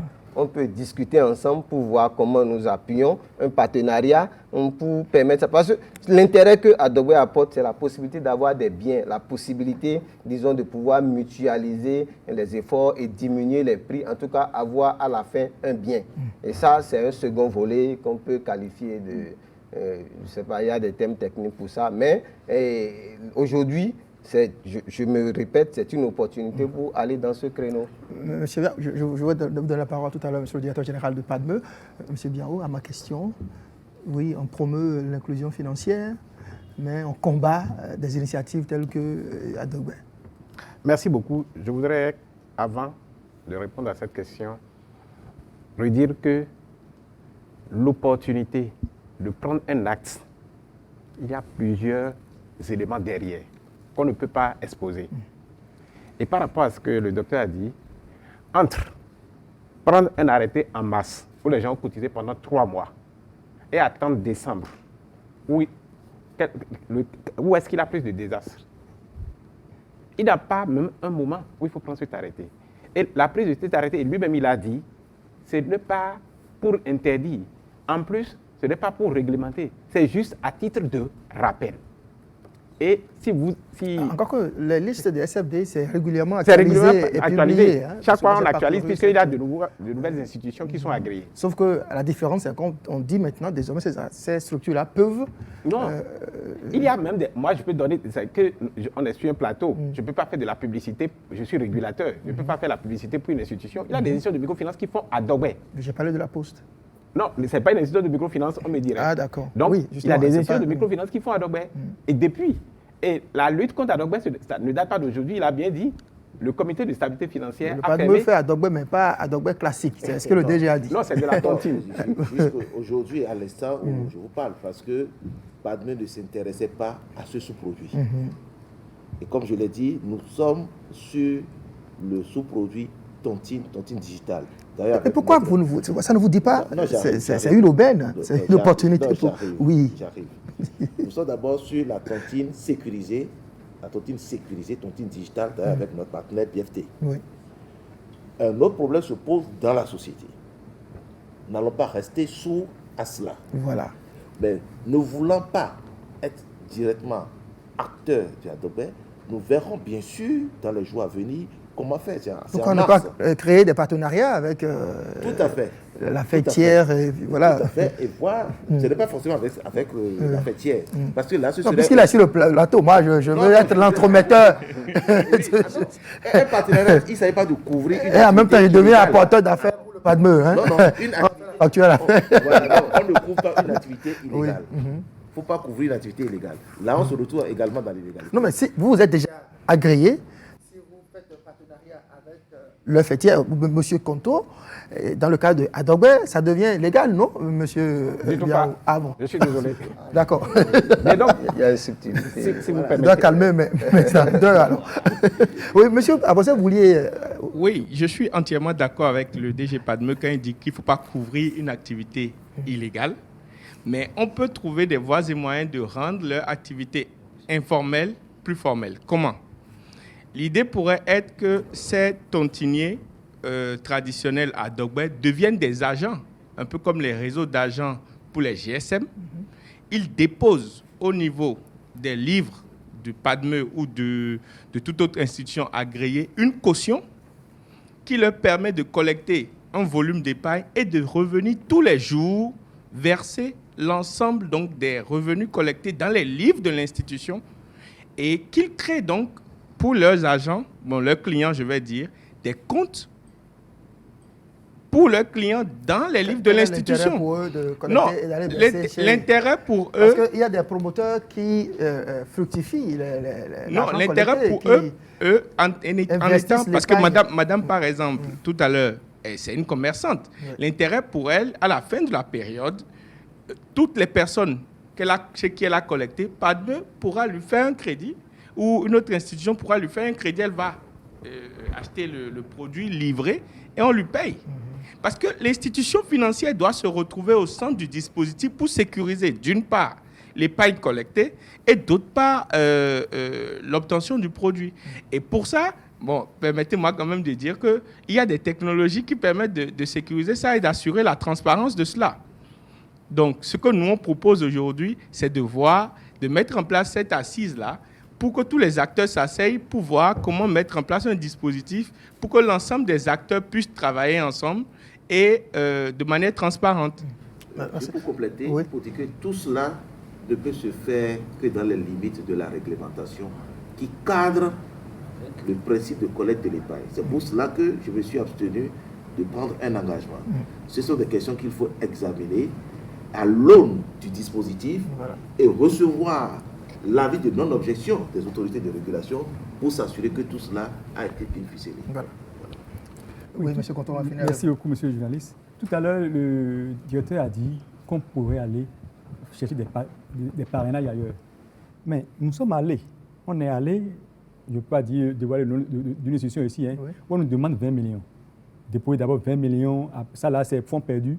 Après, vous allez déployer une caution de 10 millions avant qu'on ne vous passe. Vous savez, où est-ce que nous allons? Vous savez, nous sommes dans un monde où nous cherchons une passerelle. Cher directeur, aidez-nous à nous trouver au moins une passerelle.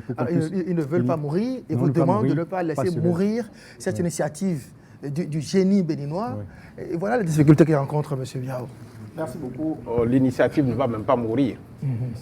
Je dois dire, c'est très simple. On ne doit pas confondre précipitation et vitesse.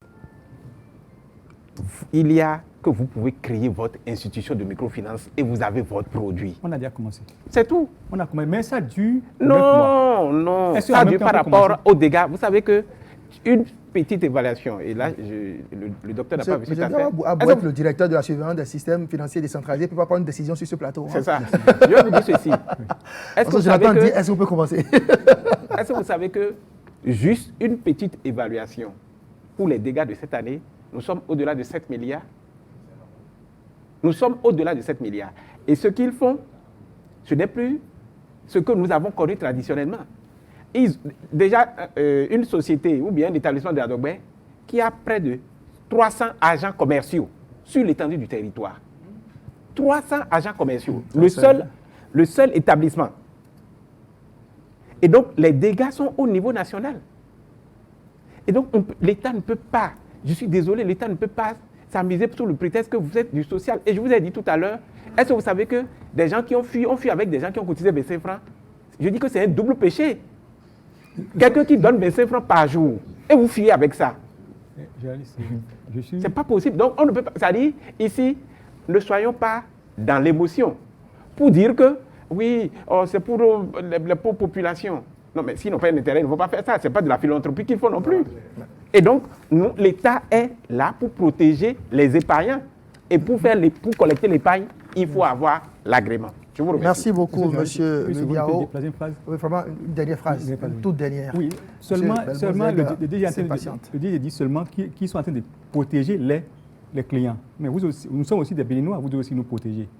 Et nous sommes... La seule façon de vous protéger, c'est que vous soyez agréés. Sinon, si la population, si vous fuyez avec l'épargne... Aidez-nous à trouver au moins une passerelle pour... au moins... Non, écoutez, on va finir. L'émission est terminée. Mais 2 secondes chacun, et c'est fini.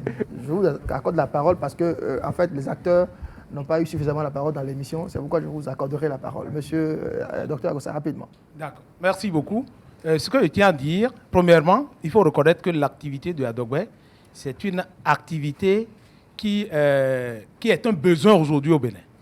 Deuxième chose, il faut reconnaître que c'est une activité illégale. Tout le monde reconnaît ça. Même les acteurs reconnaissent que c'est illégal parce que le risque est grand. Et pour les acteurs et pour les épargnants.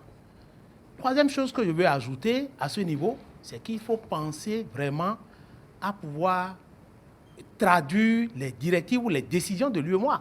Je parle aux acteurs qui sont là. Quand je prends la décision 011 du 29 septembre 2017 qui aborde le produit ou les produits que le DIFNM a abordé tout à l'heure. Je veux parler de la finance participative. Cette décision devrait être transcrite. Mais aujourd'hui, je ne sais pas. En tout cas, à mon entendement, je ne crois pas que la décision est transcrite aujourd'hui. Si elle était transcrite, ça pourrait prendre en compte cet aspect de la finance participative. Parce que si vous regardez la finance islamique, je parle sur le contrôle du DIFNM, on va pas ouvrir vous allez voir que là, il y a les deux aspects qu'a abordé le DG et Padme. Il y a déjà l'aspect de l'épargne et en même temps l'aspect accompagnement pour avoir l'outil que tu vas utiliser et lutter aussi contre le chômage. Donc, c'est tout un ensemble, c'est un système. Oui, rapidement, vous. Et je vais donner la parole à M. Sessou, qui n'a pas du tout pris la parole dans l'émission. Oui, rapidement. Et merci beaucoup, monsieur le journaliste. Moi, je voudrais seulement demander au DG de l'institution de régulation si, parce que la question de mon côté, c'est de savoir si c'est vraiment illégal.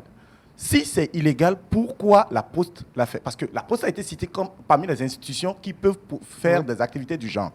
Et la Poste étant étatique, sûrement a pris des prérogatives, des prédispositions pour voir si c'est légal, si ça peut se faire ou non. Je pense que c'est légal du moment où la Poste le fait. Bon, c'est pour moi mon avis. Maintenant, c'est pas parce que si la Poste ne le fait pas, est-ce que c'est légal? C'est une question que je pose à l'institution. Mais de l'autre côté, je reviens à un fait. Le DG vient, bon, les institutions viennent de dire qu'il faut se mettre au pas. Oui.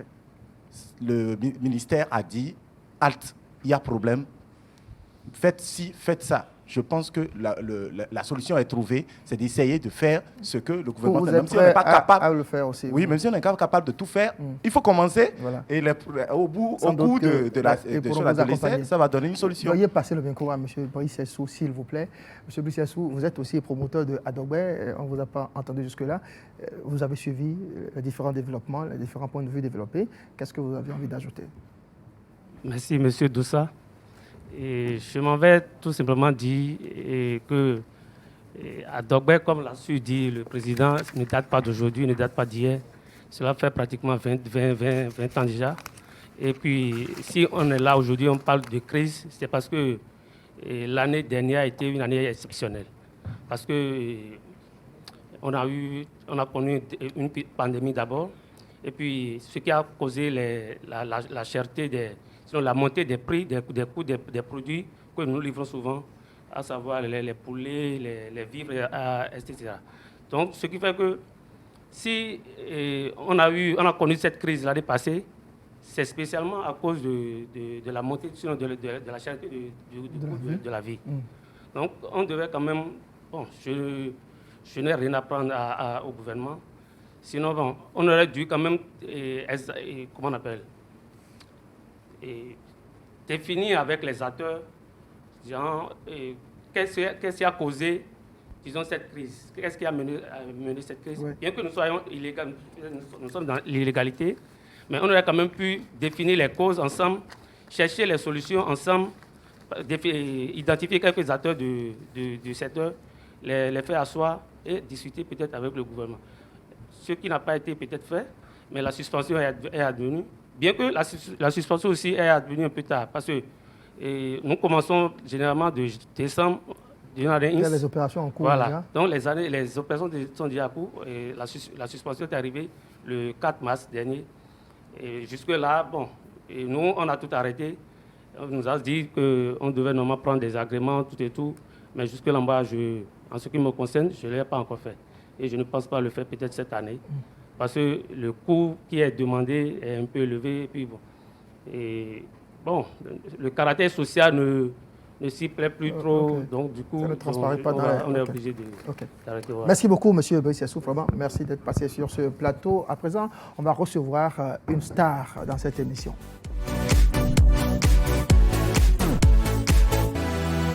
Voilà, notre invité dans nos stars, nos légendes, c'est Belmond Z, l'artiste chanteur béninois qui prépare le lancement de son nouvel album. Bonsoir Belmond. Bonsoir André. Mais vous ne l'accueillez pas Belmond? J'ai l'impression que... Bonsoir. Bonsoir mon frère. Et bonne arrivée. Hein? Merci. Ça fait, non, on peut se saluer. Oui. Bienvenue dans le grand canal Belmond Z. Je l'ai dit, l'actualité de Belmond Z, c'est le lancement de son album qui aura lieu cette semaine, je crois. Non, en fin du mois. En fin du mois, je suis trop pressé là. Le 29 avril. À Cotonou? À Cotonou, à la salle majestique de Kadiaon. J'ai vu un peu les affiches, les visuels que vous avez partagés. J'ai vu 100% salsa, 100% rumba. Oui, salsa, 100%. C'est un album, un mélange de la salsa et de la rumba. Donc, ça reste un peu dans le registre hein, de ce qu'on connaît à ouais. C'était beaucoup plus d'ailleurs de la salsa, et puis maintenant vous allez vers la oui, rumba. c'est parce qu'en temps, j'avais voulu faire comme un peu la jeune génération. Ouais. Je suis allé un peu m'amuser là-bas. Là, vous avez fait comme Mewe, quoi. Voilà. Chacun cherche son travail. Là, je suis revenu pour faire plaisir aux vrais fanatiques de la salsa, de la rumba. Ok. Y a-t-il une rumba béninoise? Parce que la rumba, le commun des mortels pense que c'est exclusivement congolais. Y a-t-il une rumba béninoise? Il y en a beaucoup. Il y en a beaucoup. Des artistes béninois qui font de la rumba? Bon, quand Sabo en fait Zemihen, c'est de la rumba. C'est un style de la rumba, c'est la rumba, c'est de la rumba. Ah, d'accord. Alors, Belmonde qui prépare son nouvel album, qui connaît un morceau de Belmonde ici sur le plateau? Qui? Non, je suis d'abord ici, je ne suis pas encore dans le public. Allez, je vais vous coller tous. On va fredonner des morceaux. Quel morceau de Belmonde vous connaissez? Messieurs les DG. Ne me décevez pas. Bon, il y a une dame qui va relever le défi dans le public. Oui, Madame Avousso qui veut vous sauver, il faut lui passer le micro, on va l'écouter.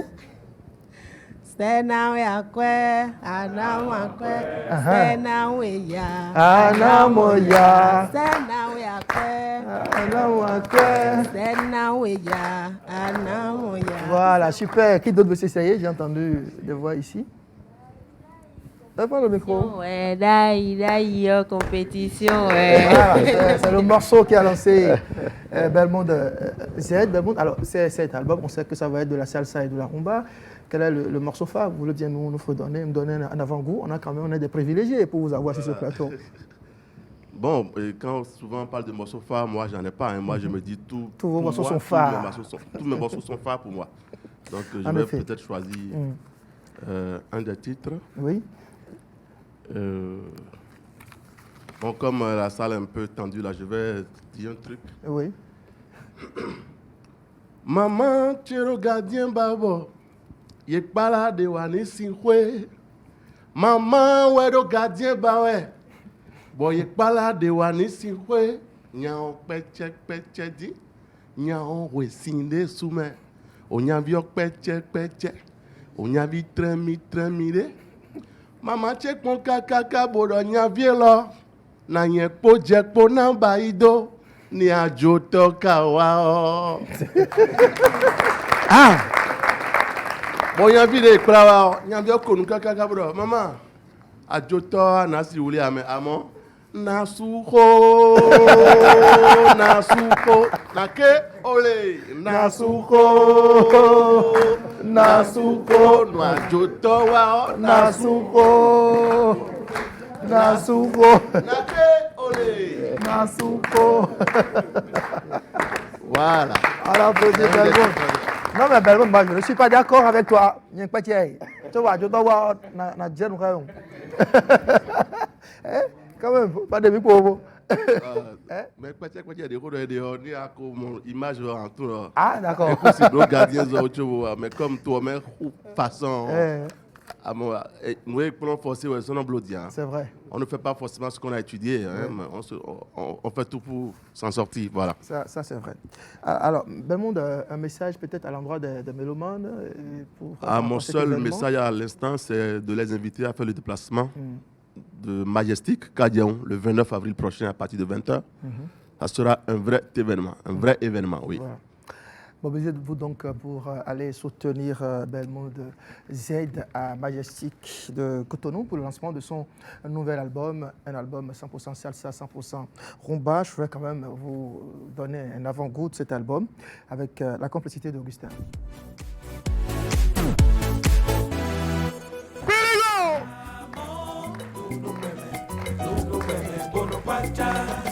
Maman, tu le gardien, maman.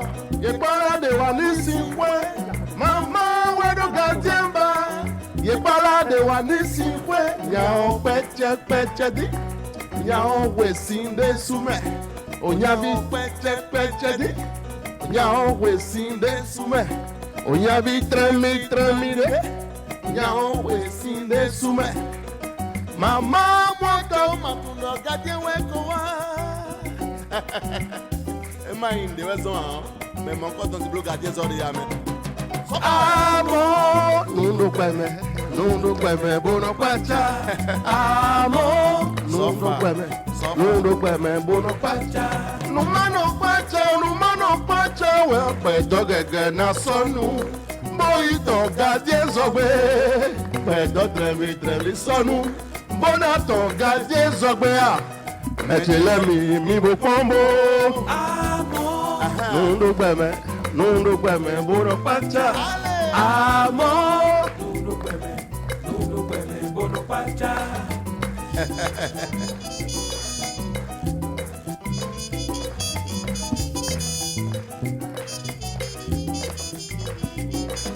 Mama chekwa moda nyadielo na yepo da baido ni ajo toga wa.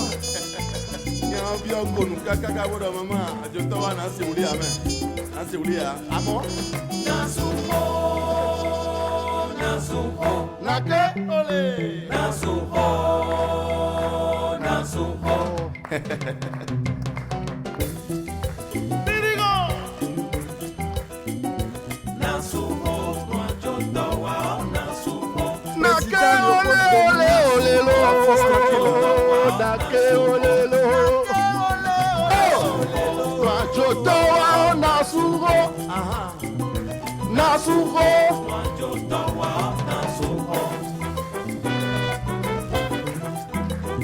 Aristida, Haiku, Raoufa, Malakosu. Merci beaucoup. Merci beaucoup, Belmont. Non, tu ne vas pas t'asseoir, tu vas me rendre un service, un grand service. Alors, il faut venir avec moi. Aujourd'hui, vous savez, c'est l'anniversaire d'une grande dame ici. Notre directrice photo, celle qui nous immortalise les tournages du Grand Canal. Tricia, tu voudrais bien venir, s'il te plaît. Elle est tellement timide. Non, il faut ôter le masque. Il n'y a pas de problème. Je veux juste que tu lui souhaites joyeux anniversaire. Pronom. Tricia. Oh, Tricia. C'est son anniversaire. On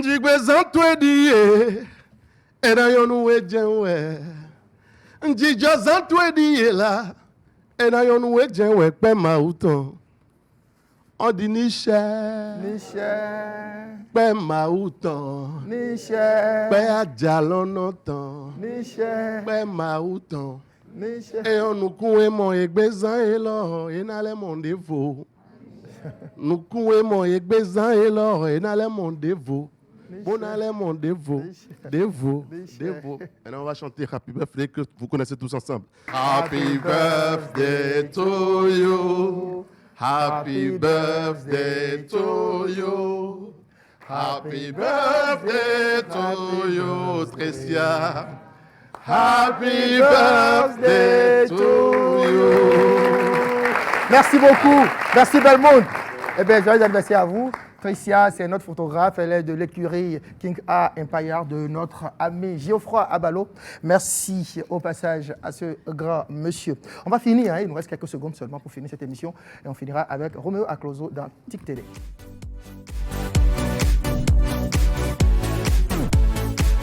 Roméo Acloso. Bonsoir André. Est-ce que vous avez prévu un cadeau pour la grande dame? Naturellement. Ah d'accord, ok. Alors, on y va très rapidement. Avec la publication de Rodrigue Octave Moubodé qui dit « Entre nous, l'interdiction de la pratique du Adogbe me semble une décision mal inspirée et mal mûrie. En effet, cette pratique est née de l'initiative de certaines femmes qui ont voulu créer un commerce qui ne dit pas son nom sans grand moyen ni investissement, tout en apportant une solution à des familles démunies pour qui les fêtes de fin d'année constituent un casse-tête. Interdire simplement cette pratique dans notre société frappée par la misère qui s'accroît sans apporter aucune approche de solution aux problèmes pourtant réels constitue de mon point de vue un crime économique sociétal. Le gouvernement du président Patrice Talon et son ministre des Finances auraient dû mûrir la réflexion sur la question et son problème de base et choisir une méthode d'encadrement de la pratique qui, reconnaissons-le, n'est que le fruit du génie inventif béninois face à la misère et à la faim. Trop de rigorisme tue l'initiative. Nous sommes certes dans un état de droit, mais le respect de la loi au sein d'un peuple qui se meurt n'a ni sens ni finalité. Nous avons besoin de lois pour réglementer et organiser le vécu d'une nation qui vit et non d'un peuple qui se meurt. Voilà la publication de Rodrigue Mbodé. Oui. On va y aller rapidement avec les réactions des internautes. André Hunkpe, vraiment merci mon père. Après ICC, c'est le tour de à Dogbe que les responsables retournent l'argent des pauvres dames. Abdel Ganiou Lavani, très bonne décision. Mais quels sont réservés à ceux qui ont leur paille en cours? Mireille Aoyo, il y a trop de risques dans cette histoire. OPT fait ça. C'est une épargne légale et tu achètes ce que tu veux avec. Le responsable à Dogbe tourne votre argent sur votre dos et forcément avec des prix de gros. Il gagne sur vous plus que vous ne pouvez l'imaginer. La police est déjà sur tous les fronts. Si on peut éviter ça, faisons-le. Rodrigue qui revient à la charge. Il dit, personnellement, je n'en ai jamais fait. J'observe juste ce qui se passe et je constate que les populations s'y adonnent et certains semblent y trouver leur compte. Les égarements de quelques brebis galeuses ne peuvent empêcher le reste du troupeau de rejoindre la bergerie. MS Aïna. Vivement que nos autorités trouvent d'autres mécanismes pour encadrer ce secteur, parce qu'on le veuille ou pas, ça aide beaucoup de ménages, surtout à l'approche des fêtes de fin d'année. Maoutonyi Gérard Godonou. L'activité en elle-même n'est pas mauvaise. Ça fait même de l'économie sociale et solidaire. Une forme d'économie promue à l'échelle internationale. Je suis pour la restructuration du système. Osnel Corvi. C'est une décision qui devait être bien mûrie. Malheureusement, nos gouvernants ont pris en compte qu'un aspect, l'arnaque de quelques-uns. La grande majorité de ceux qui le font entrent en possession de leurs effets. De plus, ce secteur permet à des jeunes de se débrouiller même si c'est un travail précaire. Le mieux est de recenser tous ceux qui organisent cette activité pour les formaliser au lieu d'interdire d'un coup cette activité qui fonctionne par cycle. On va y aller avec un dernier commentaire. Oui. Kounou Yedia Félix. Que le gouvernement se penche également sur le cas d'Abo, Dieu de Baramé. Oh, ça n'a rien à voir. Décidément, les réseaux sociaux, ça va dans tous les sens. Alors, n'ayant plus vraiment du temps, on va juste diffuser une seule vidéo. Deux petites vidéos de 30 secondes, ça fait 1 minute. Oui, d'accord, avec Augustin. C'est un dia hosu de temps, c'est d'agbewe. Do me de non bla dogbele, nous de dotere to ho menyo debu. Anaji abona jopon lopo pon we bonando e okwe fo na e nche boyen po fiche ko mina se du ko nando ko sa san po won anaba epo e ma do e kuwa e nando e village ba na ba e kaka anamo e anu eni odi house de ton yen modo eyan me eyan puisque adogbede le ti yan yeron be kan ji ha me bo e unawa mo ati e mo yeron do ko na wa chi akatle bono na ipon niveau de ye katle solon bele ko wa me vobo you know déplacer azon roko ayi o solon mo ero fide ye bede wa adogbe wa dagbe nu gbeto tan adogbe hodo de na no wa dagbe nu gbeto din no je na cha dogbe ko won e o gbeto dagbe de me po amo tete fu ogba fu le kale de me e no so me ko yi le yo ye do bon nous ressources pas tient à dogbe o mekege en level na même moi et na so we ma wa ba na do ni na kaka me ma ko kwa me kan ko da son je do fi de go mo na ko do to ko do sinbie ko do nu na bi ko go ma be ko. Merci Roméo Aklozo, merci, je vous souhaite bon week-end. Non, on a un match, hein? Canal 3 joue contre Radio Univers, j'espère que vous êtes prêts. Vous êtes prêts, non? Du côté de FIFADI, on invite... Le capitaine de l'équipe est blessé. Okay. On verra, ça aura lieu sur le gazon synthétique de FIFADI. Exactement. Nous invitons nos téléspectateurs, ce sera samedi prochain. On a fini cette émission, je sais que les gens ont encore envie de prendre la parole. Malheureusement, c'est la fin. Je vais néanmoins donner 2 secondes au DG Padmeux et à M. Konto. Et je vais être un dictateur à l'endroit des institutionnels sur ce plateau. Et on va commencer par vous, M. Konto.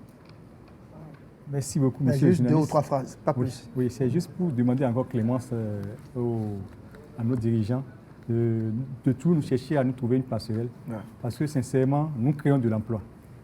Non seulement de l'emploi, nous apportons plus à l'économie béninoise. Voilà. Merci. Monsieur le directeur.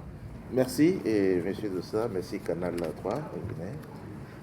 Juste dit que oui, il y a un problème social. Padmeux, dans sa mission sociale, étant bien sûr une institution de microfinance, mais qui a une mission sociale également pour le pays, examine cette préoccupation, cette problématique, et dans les jours à venir, nous allons pouvoir trouver quelques approches de solutions que nous soumettrons aux autorités de la réglementation pour apprécier avant de pouvoir en parler.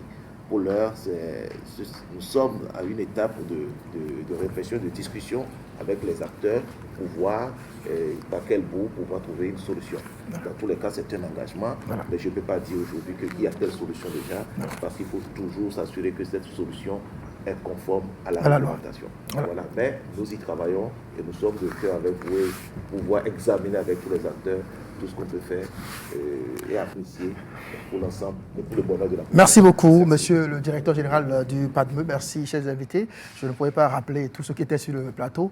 Merci et merci Belmond Z. Je rappelle que le lancement du nouvel album de Belmond Z aura lieu à Majestic de Cotonou le 29 avril à 20h. Faites donc le déplacement pour soutenir notre artiste, votre artiste. Ce sera tout pour aujourd'hui. Merci de nous avoir suivis. Toute l'équipe de préparation, de réalisation, de présentation et de diffusion de cette émission vous remercie pour votre fidélité. Au revoir.